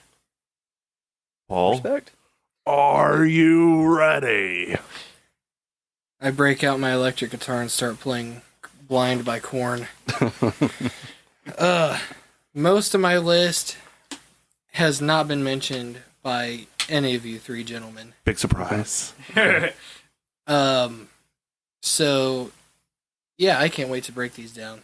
So, for me, and disclaimer, this is not me saying that these are the 10 greatest movies ever made. You know, these are just... These the are your 10 movies greatest. that have somehow impacted me at some stage in my life. Okay, so coming in at number 10 is Hush. It's on Netflix. Oh, I think I know what you're talking about. Okay. Yeah, it's the deaf author woman. Yeah, and then there's a guy breaking into her house, right? Yeah. I think I've seen that. But it shows how disabled people have, some strengths that, like, I might not. And to me, that was just so impactful, seeing a disabled person so well represented in a film. I mean, like, she has advantages over that guy that you wouldn't even think about. Right. That's one of the reasons I like Power Rangers so much, the 2017, because they really respect how when they make Billy autistic, he's the heart of the movie, and it shows just how sometimes autistic people are pushed aside, and it shows just how loving of a person they can be. I mean, he's the first one to get his powers. Yeah. So that is my number 10. Number 9, I'm surprised has not been mentioned yet. Big Hero 6. Oh, okay. no. Okay. Dang, Okay, good. yeah. You know what? If I made my top 20 or top 15, Big Hero 6 easily going to make my list. Absolutely. I am genuinely surprised that it was not mentioned I yet. know. I was. Hero How did I 6. forget Big Hero How about a 6? lollipop? Damn it. I feel terrible. I watched that Disney movie so many times. Ugh. Since we mentioned Disney at times during this episode, you know, it goes without mentioning Big Hero 6 is one of the best Disney movies. Absolutely, doubt, especially in the 3D animated I love category. Baymax. Oh, yeah. I have the yeah. Baymax stuffed toy on my bed. I It love makes him. you He's such a wish. huggable marshmallow. I He just want is. to meet him in person at Disney World. I just want to hug him. So whenever I was a guest at Comic-Con in 2017, I was walking around, and there was a person dressed as Baymax, and I got my picture with them. Oh, nice. I don't have that picture anymore, and I'm so mad about that. But man, that was amazing. That movie is so touching. It really deals with grief and trauma, and growth and perseverance, and then ultimately becoming. And I just, for those reasons, it had to be in my top 10. Do you know what'd be really funny? If someone dressed up as Baymax and started body slamming people at Comic-Con. Just boing. Are you trying to give me ideas? I mean... Yeah. And let me say this real quickly. I did watch the Baymax Disney Plus show. Loved it. I thought the Baymax show was great. I haven't watched that seen yet. They have a yeah. Baymax TV show on Disney Plus. It's I really didn't good. even know It's a that they sequel to had the. that. It's a sequel to the movie, I think. Yeah, They're it's making great. a lot of It's really sequel great. shows to the popular, or the recently popular. Yeah, Disney Zootopia has a movie. TV show. Yeah, I haven't watched that yet either. Doug Days. Yeah. Surprised. So number 8, another movie that I'm surprised has not been mentioned, especially by Matthew, the original 2002 Spider-Man. Yeah. Ooh, yeah, that's good. Can the Spider-Man come out to play? No. No. But like that was one of the first movies that I remember watching, and growing up, I really identified with Spider-Man because, you know, of the bullying aspect. Mm. Peter Parker was bullied, and I related to that so much, especially, you know, whenever I got into school. Oh, yeah. And so it was a superhero I could actually relate to, you know, which forgive me, Matthew, I can't relate to a billionaire who dresses up as a bat. I can't relate to an alien that comes to Earth with an S on his chest. All respect to those two individual superheroes. I can't relate to it. I can't connect with it in the same way that I can in the way that I connect to Spider-Man. Right. So, Understandable. you know, that was one of the first movies that really impacted me and honestly kind of helped me deal with my own trauma that I was going through at school. That's why I kind of relate to the Flash. He's the science nerd that always gets picked on, especially when he's a kid. Yeah. Yeah. Although we're not discussing, Yeah, Spider-Man is my second favorite superhero. the one who will ever. not be named. I'm sure we're going to end up devoting an entire episode to Flash. So Yeah, when we do our review episode. Yeah. It's going to be one hell of an episode. So number 7 for me is an indie movie. Matthew literally just watched it for the first time the other day. It was pretty good. And for those who have either not heard of it, have not seen it, or who have seen it but wouldn't consider it their top 10, it might actually surprise them a little bit. But I'm going to break down why it's in my top 10. And that is a movie, it was actually made here in Indiana, called Chasing Rabbits. Mm. I think I've heard the name, but I haven't heard anything about It's it. available on Tubi and on Prime. Okay. Well, not Prime, on Freevee, but you can watch it. through Yeah. Prime. Yeah. Okay. I recommend buying it through HoosierFilms.com, just because they actually make money off of it that way. Right. But nevertheless, it's a movie about this woman whose father goes missing or is kidnapped by the same cult that her mom joined years ago, right? So the movie is about her trying to find her father. So again, that's, you know, that searching aspect is what I kind of relate to, for different reasons, of course. But it also has one recognizable face. If you watch Chasing Rabbits and then you watch my movies, you're gonna recognize somebody. Holly. Yes, I was getting to that. The supporting actress of Chasing Rabbits, Holly Anspaugh, is also in my movie, and so of course anything Holly is in is amazing, at least in my opinion. So Chasing Rabbits, the story's great, the cast is great. Leanne Johnson, as to be expected after watching her other work, absolutely knocks it out of the park as Penny, the lead character in the film. Even Leanne actually recorded a song here. Yes, Leanne and I actually have a song together. and there's going to be 3 songs with Leanne on the new Hope Through Suffering album.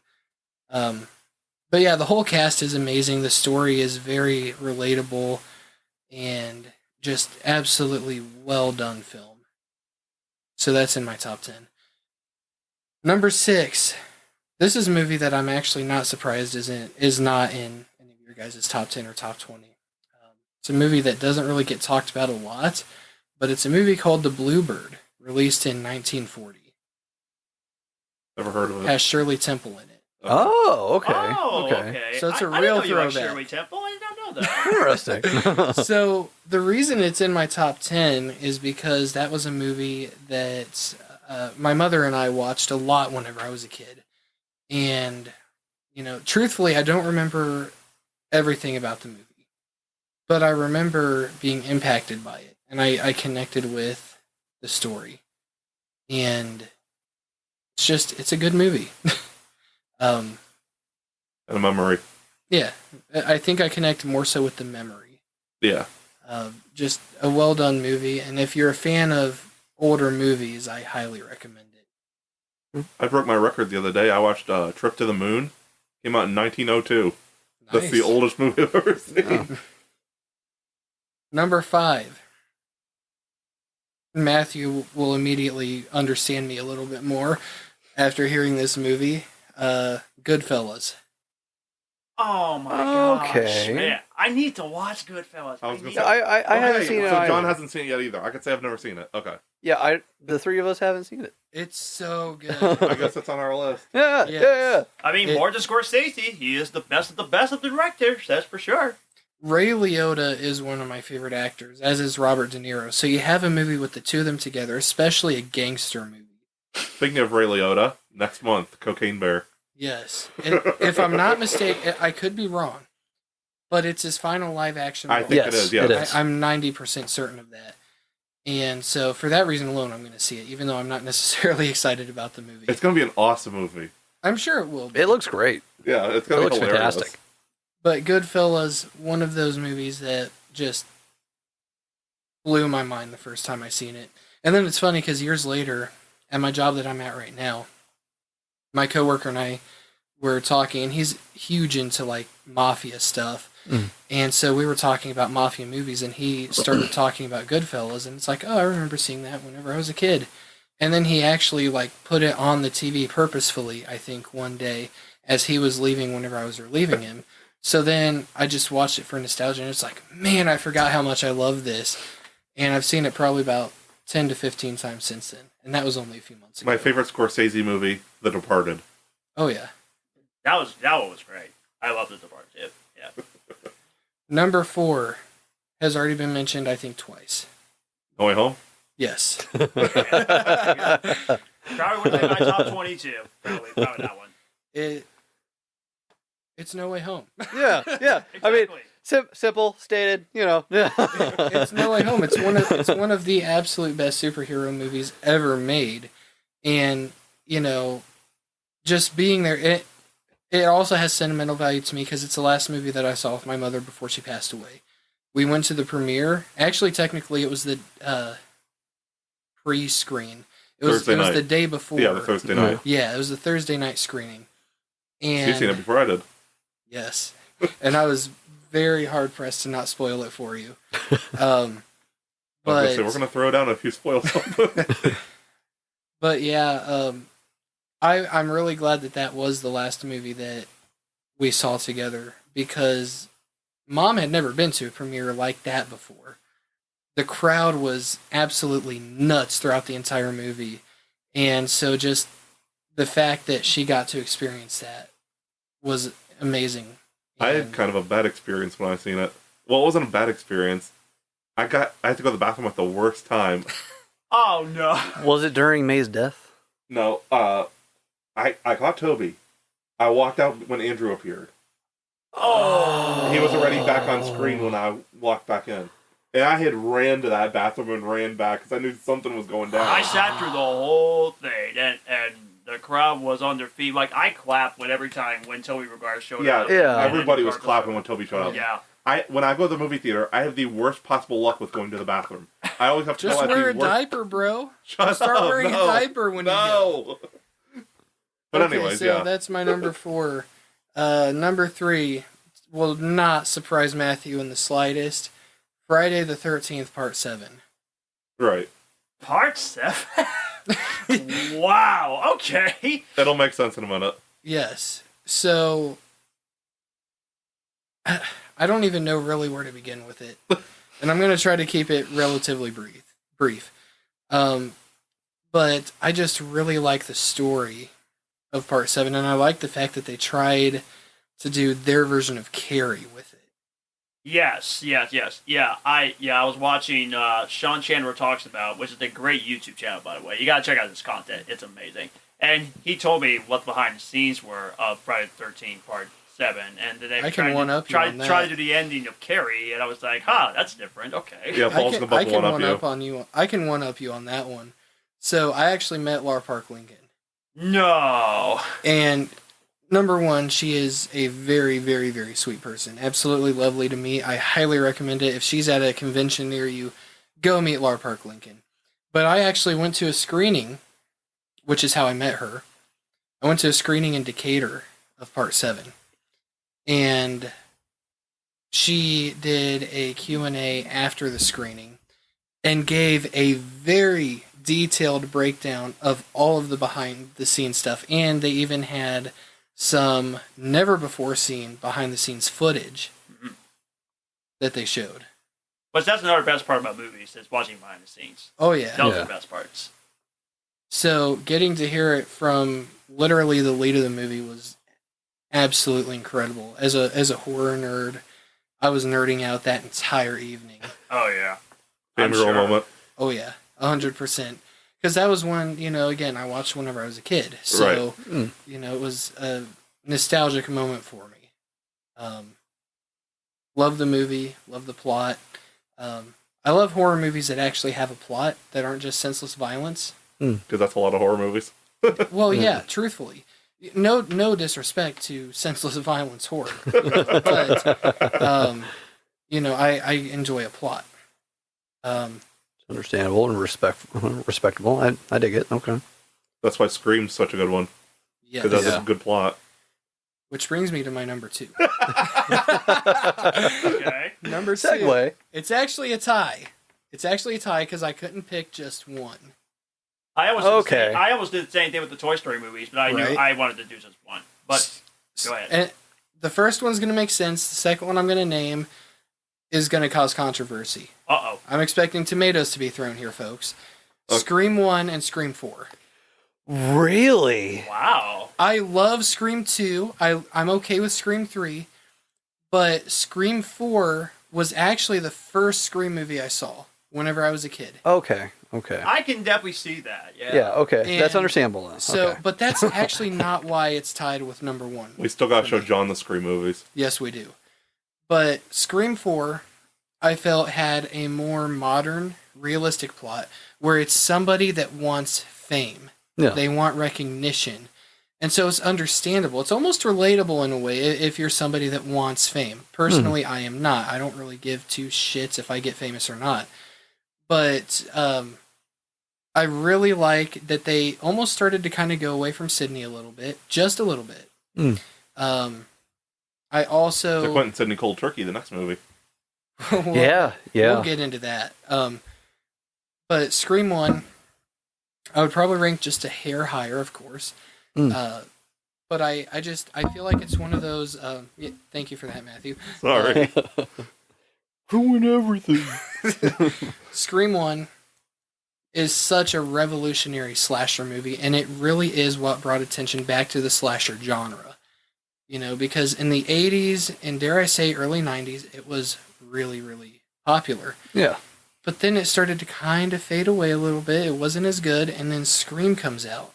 Wes Craven, my personal favorite director, and, he created this movie that brought attention back to the genre, and it's allowed more directors, such as myself, to create their slasher films. It's created new influence and new inspiration for today's generation, and continues to do so with some of the sequels, such as Scream 4 and 5. Scream 5 was actually almost in Scream 4's place here on my list. Almost. Because I love Jack Quaid. Okay. I love Mikey Madison. And I think it's hilarious that she played a serial killer twice. Yeah. That gets killed by fire. And But- Jenna Ortega. Well, Jenna Ortega... Okay. Jenna Ortega is going to be the biggest star that's coming out of the Scream movies. Yes, absolutely. By far. Yeah. Yes. She is amazing. I really hope the MCU rumor is true that she's playing White Tiger. That'd be interesting. No matter what Jenna Ortega does going forward, whether it's horror, hero stuff, I mean, no matter what she does, it's going to have my attention because she's that good. Yeah. Yeah, she's definitely star material. Oh, forget that. She is a star. Yeah, absolutely. Like she... Well, yeah, Wednesday, Scream. Wednesday bumped Barbarian. her up so much, and I'm almost kind of worried in the Scream movies going forward because they have a history of killing off the most popular actors in this series. I Yes. mean, to be She's fair, not though, safe. that's why Scream 1 is so high on my list, is because of the fact that they had Drew Barrymore in the movie and they advertised her, almost making it seem like she was going to be the main character. And then she's killed off in the opening scene. It's genius. It is absolute genius. And again, revolutionary series. So before I get to my number one, and my number one is, again, probably going to be slightly controversial. I have one honorable mention, because it was mentioned so many times already, Revenge of the Sith. Yes. The reason it's not in my list is because I think that there was one part of it that was highly misunderstood. And this has started to be more of a topic lately, I feel. But the whole story of Anakin bringing balance to the Force. They presented it as him becoming a Jedi. I think it was always meant for him to be a Sith. Because that's the only way for there to be balance. Because if it's only Jedis, that's not balance. Mm. If it's only Sith, that's not balance. There has to be kind of a equal There's more measure. Jedi than Sith, so Anakin bringing all that power to the Sith kind of balances it out. Exactly. Yeah. So the prophecy still came true. I have my thoughts on it, but again, it took me like an hour when I was giving my thoughts. We'll wait for a Star Wars episode, and then I will fully converse with you on that because Well, I let's have a watch lot of The thoughts. Mandalorian first. He still hasn't seen The Mandalorian. What? I'm Season calling 3 you is out, gonna bro. come out. Okay, so it's harder for me to get into TV shows because I don't have that long of an attention span. But at the same time, whenever I do get hooked on a TV show, I can't stop watching it. There's only So- 16 episodes, so you should be able to binge in 2 days. I need to get on it because I do like Star Wars. So I do need to get on it. But It should probably be a prerequisite that you finish off all the live action stuff before we do the episode. probably. At least live action stuff. Yeah. I mean, I haven't seen the Clone Wars or anything either, so if you guys want to watch Clone Wars, I will give you a watching list, and there will be They're two not variants. even in chronological order. They're not, and I feel like that's an issue. Oh yeah. But And I it's heard about that because I was just thinking, why are they not in chronological order? I Yeah. mean, you're gonna get the fans confused. yeah, and there was actually a campaign when Disney Plus first launched. There was actually a campaign. Sorry, I'm kind of like railroading you. I'm sorry. This is just who I am. I'm sorry. There was actually a campaign where they wanted Disney Plus to make that an option to put it in chronological order. I think that it's better that they didn't because in terms of quality, that show evolved. Okay. And so like if I heard the beginning is not too good. it's not, at least animation wise, but I mean that was they were figuring out their footing. That was the first time that Dave Filoni was really. Are we talking about the movie? behind it. Because No. Because The animated series. Because when people saw the movie, people were like, "No, I don't like it." But then they had to realize that it's the start of the pilot of the show. Yeah. And I never, I didn't quite get into Clone Wars until like the recent 5 years or so. Oh, okay. But I didn't know that the Clone Wars movie came out in theaters. I didn't find that out until 2-3 years ago when I was listening to a Star Wars podcast. And one of my favorite influencers, he goes by Mesa Windu online, and he he was like, yeah, no, that was one of my staple childhood moments. He was like, I snuck into that theater and watched that movie. He was like, I watched it with my dad. My dad helped me sneak it in there, and I was like, that movie came out in theaters? Yeah, I had no clue. I genuinely didn't. I didn't know. It makes sense given like what the movie poster is, because the movie poster looks like a movie poster. Like that's something that you would see outside of theater. But I didn't know that. Sorry, I didn't mean to. I just, if you guys want a like list of what should I watch in Clone Wars, I'll absolutely give it to you. Okay. My number one movie. Here we go. And again, it's not necessarily my favorite movie. It's just the one that I feel is iconic enough, twisty enough, to be number one on this list. Sleepaway Camp. I haven't seen that. Paul's the only one. Okay, so this is one movie I'm not going to go too in depth about because I want everybody to actually watch it themselves. Okay. It is an 80s slasher film. It follows suit kind of like Friday the 13th, where you don't see the killer initially. And that plays so well into the twist ending. That twist at the end is by far the greatest twist in horror history. Wow. The That's absolute greatest. That's a bold statement. Okay. It is a bold statement, but it's a hill I will die on. The main character is played by Felissa Rose, who I've actually had the opportunity to meet now. Felissa is absolutely amazing. Again, like Laura Park Lincoln, an absolute sweetheart. It's funny, because whenever I met her at the convention, her line wasn't necessarily that long, but it still took ages to get through because she spent a lot of time with each fan, making them feel like, an actual person, like they're important and that they matter. And so, anywho, going back to Sleepaway Camp, that movie, it's a camp slasher, like a lot of slashers in the 80s were. Of course. But it's done so well, and the ending, which I'm sure that you just now looked on your phone. I didn't look it up. I was trying to find it so I could watch it. Oh, okay. It's on Freevee. Yeah.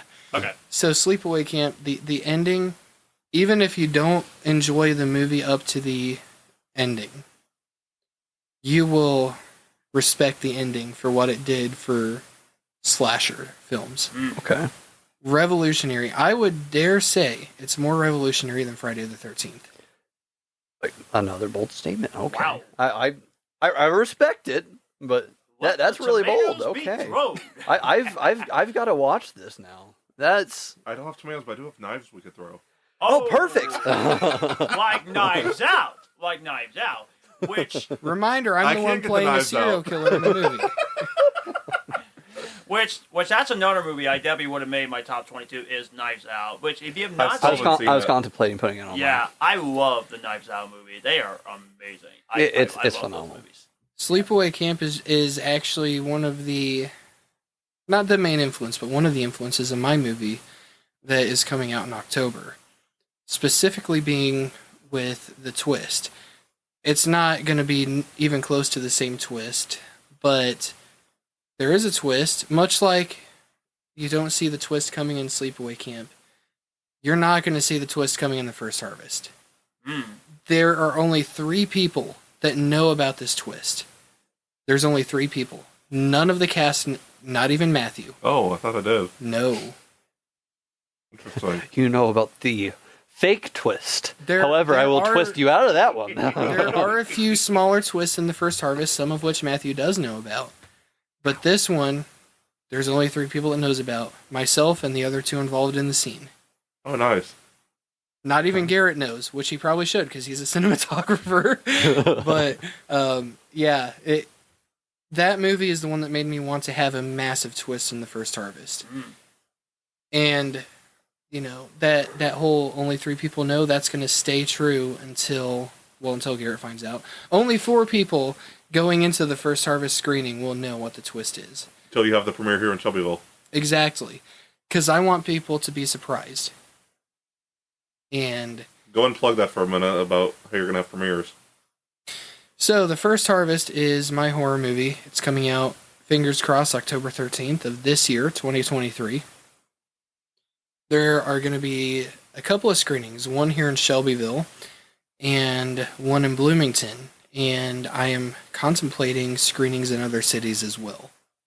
So if you are in Shelbyville, Bloomington, potentially Indianapolis, potentially Connorsville, you're definitely going to want to keep your eyes out, because The First Harvest is a movie I'm very proud of. The cast is phenomenal. We have Holly Anspaugh as the lead character, Emily. We have Derek McMahon, who is no doubt going to be big in action movies. Yeah, definitely. We have younger, talented cast that is just getting started, such as Alyssa Dusending and Chloe Lutz, if I'm saying her name correctly this time, that are no doubt going to be huge in film. And so I'm super proud of it. I'm super proud of everybody involved in the movie. Just an absolute honor to have been able to create it and honor the original vision of the movie. Because as is mostly known by people now, it's a movie I was creating with my mother just before she passed away. So it's a good way to honor. And actually, there's going to be a little memorial role at the end of the movie. I'm not going to spoil too much about that out of respect for the other cast members whose families will be involved with this. But it's going to be a way to honor those who have gone before us, which is crazy for a horror movie. Yeah. Yeah. But that's one thing that I'm actually really proud of for The First Harvest, is it's not just a senseless violence horror movie. Again, no disrespect to movies like that. I think that they're great. But The First Harvest has a story. There's not even really hardly any gore. There is a reason for that, but we'll probably get into that in a different episode. There's not really that much gore. There is murder. there are killings on screen, but it has a story and it has characters that you will connect to. And I think that there's a very diverse cast, and again, they just all delivered in it. So Shelbyville, Bloomington, October 13th, be looking out for The First Harvest. All right. Very cool. We got one thing left tonight. All right. This is definitely going to be our longest episode, which is okay. Yeah. Oh, Sorry. Yeah. Oh, yeah, that's 3 great. hours. It was because of me. I'm so sorry. I was on it too. It's okay.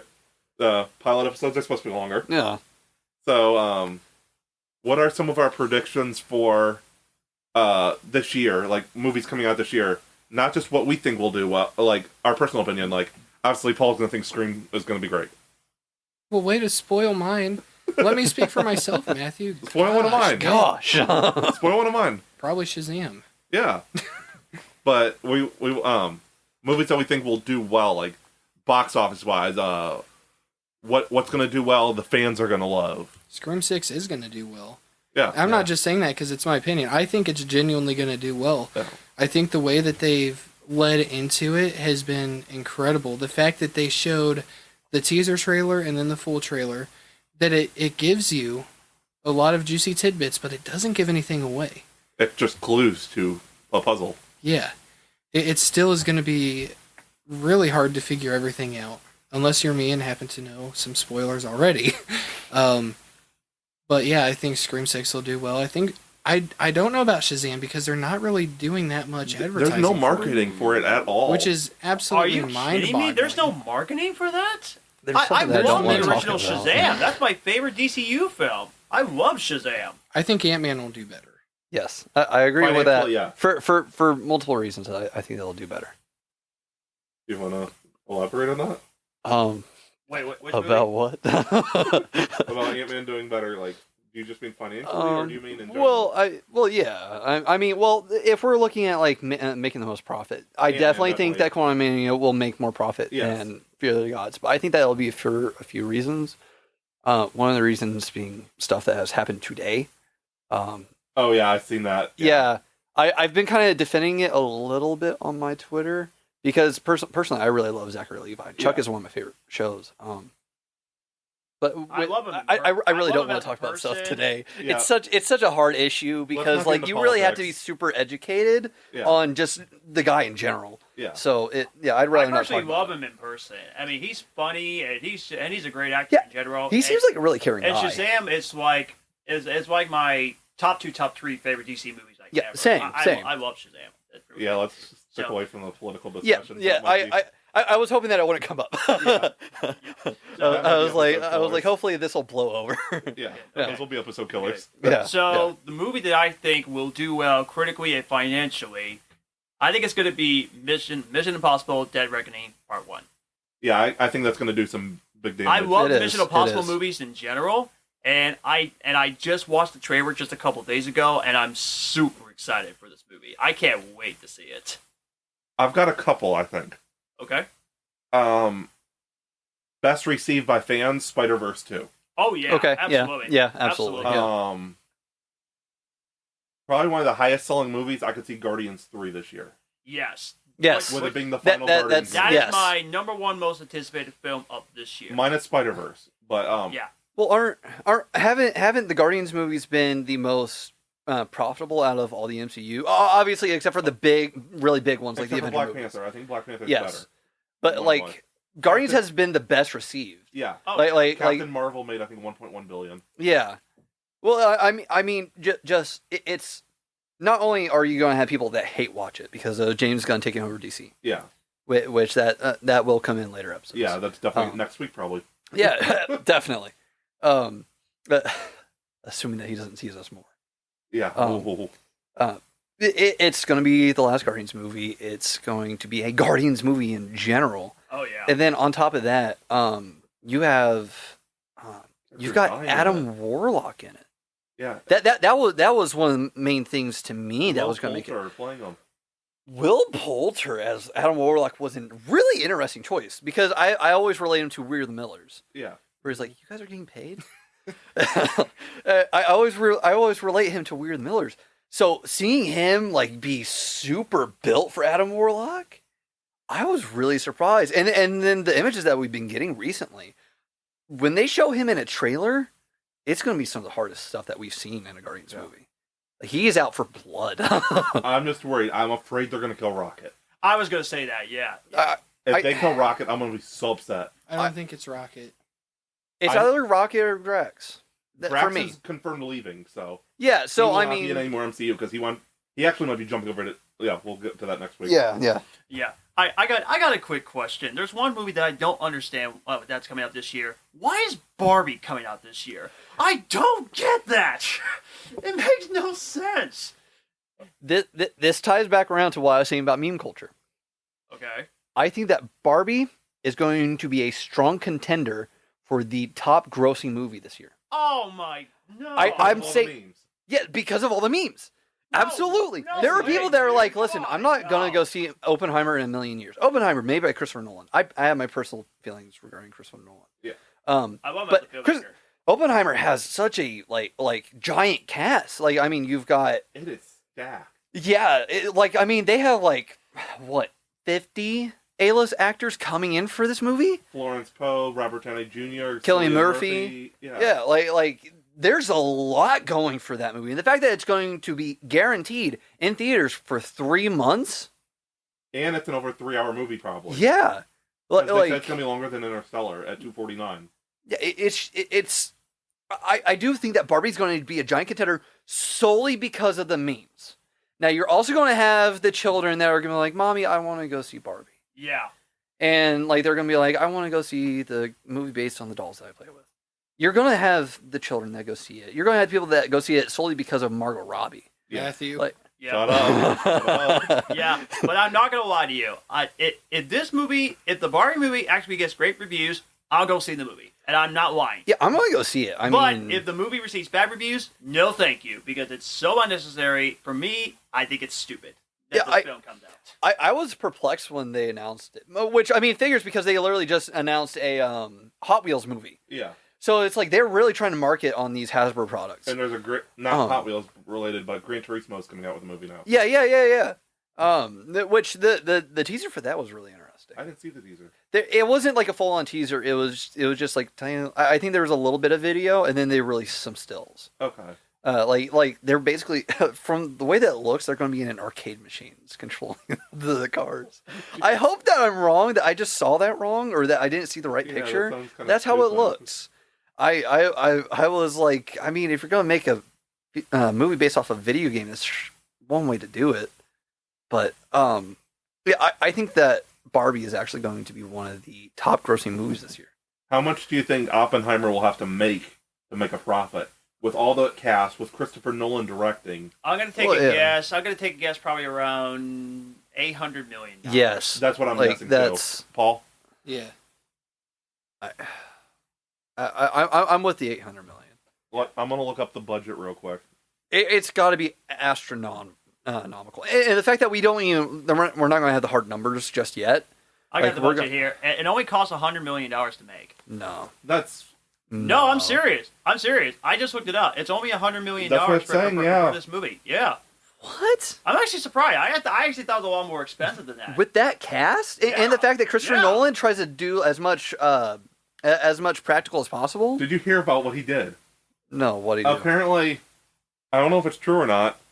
Apparently, he wasn't satisfied with the effects for the bomb.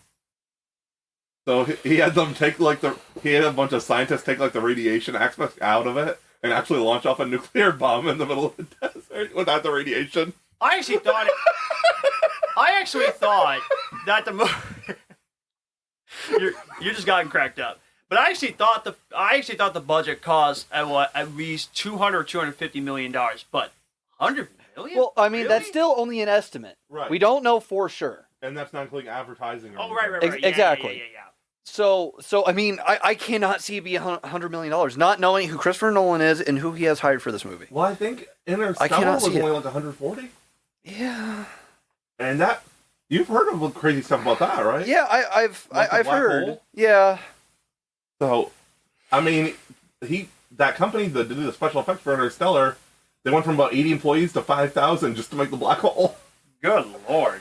Wow. Oh man. Well, I gotta say, doing the first episode with you guys, it was an honor. Yeah, this was a lot of fun. Been really fun. I cannot wait for next week to know what we're going to talk about next. I'm so looking forward to It's got to be the DC news. It will be the DC news. And let's see. We could do one more subject. Actually, well, we'll do one more subject over the time. Because that DC news... We could talk just DC in general, like who might kick the bucket, who will stay. Out of the people who haven't been confirmed to leave. Right. Yeah. And also possible future projects that aren't announced yet. Okay. That'll be next week. Awesome.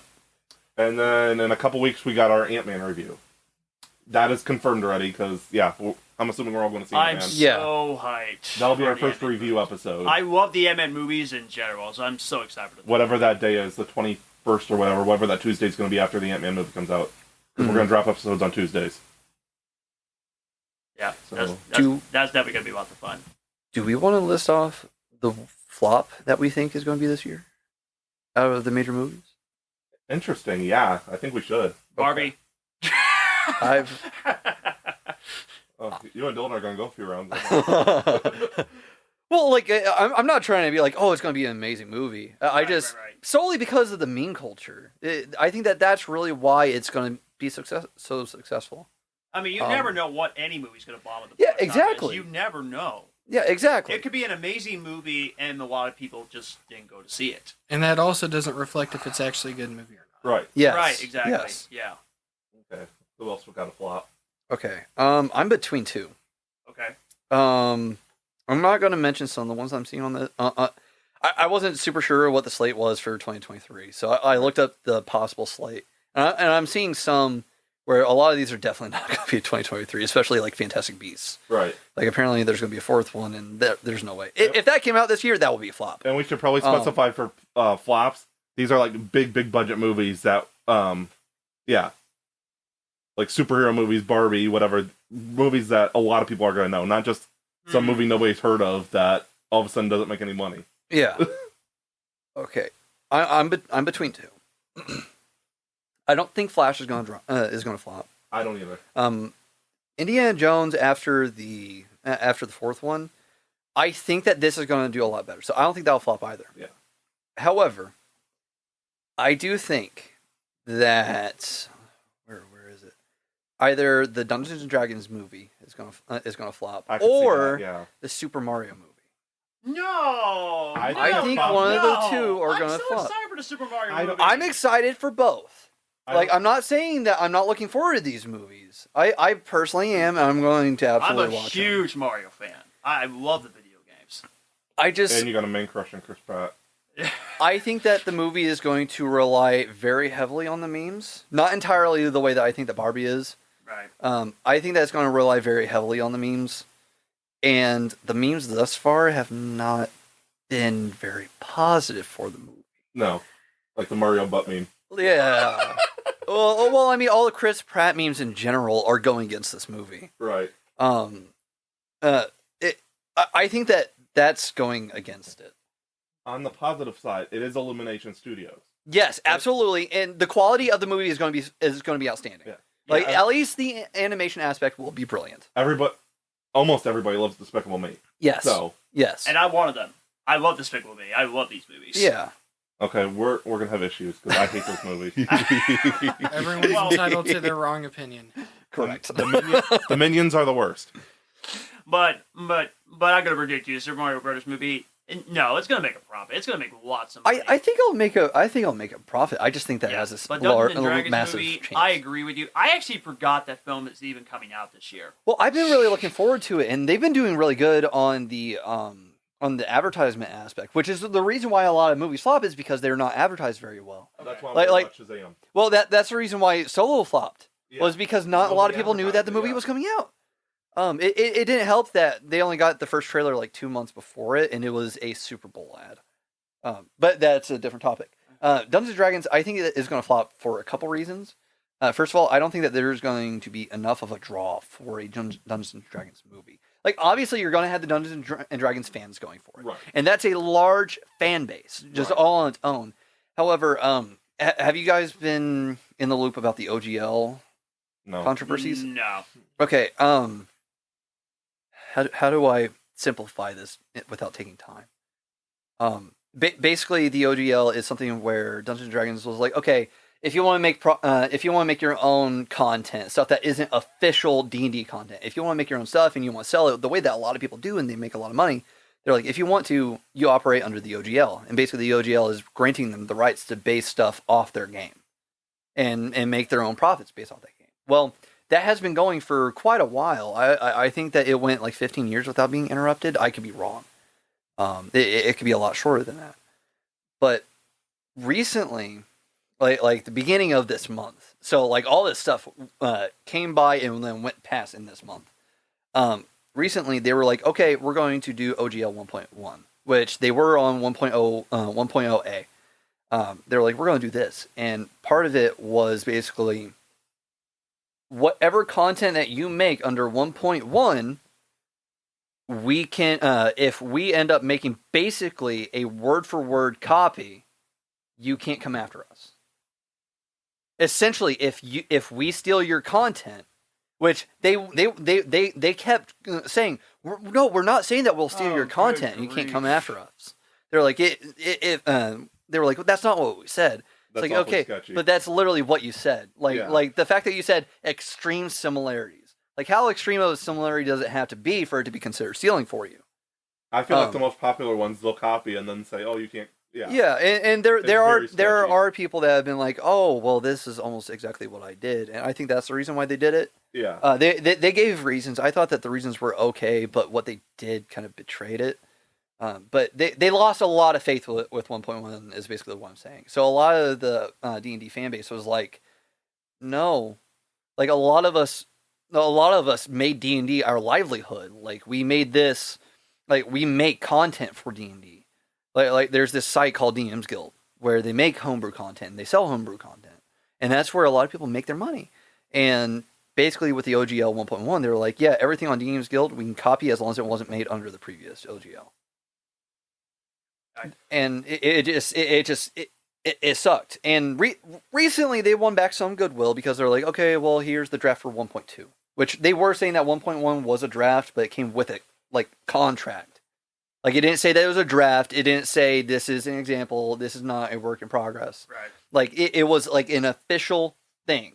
It came with official contracts. And they're like, oh no, they were drafts. So everybody was like, bullshit.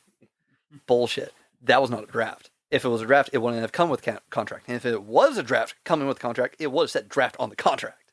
It's not that hard to put a watermark on it. Right. But they came out with 1.2 recently to the community where they're like, hey, so we want to get your guys' feedback and we want to know what you think. And they were actually supposed to keep the survey that was linked on the post that led to the new draft. They actually had a survey where they're like, we want to know.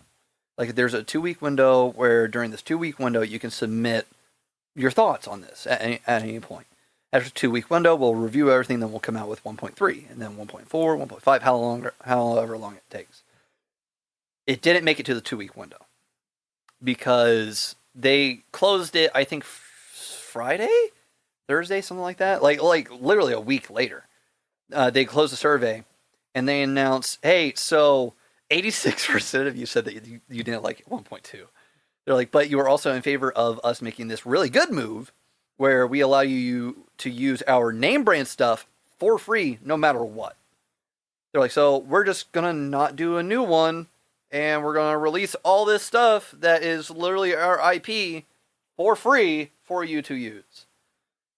But with them making those moves, just the 1.1 in general, they lost a lot of goodwill. And personally, I'm going to keep partaking in D&D. I love D&D. And I'm going to go see this movie, especially after this move. But there are going to be a lot of fans that are super pissed off still. And rightfully so. And so while you had one of the largest RPG player bases, like in all of the industries, Right.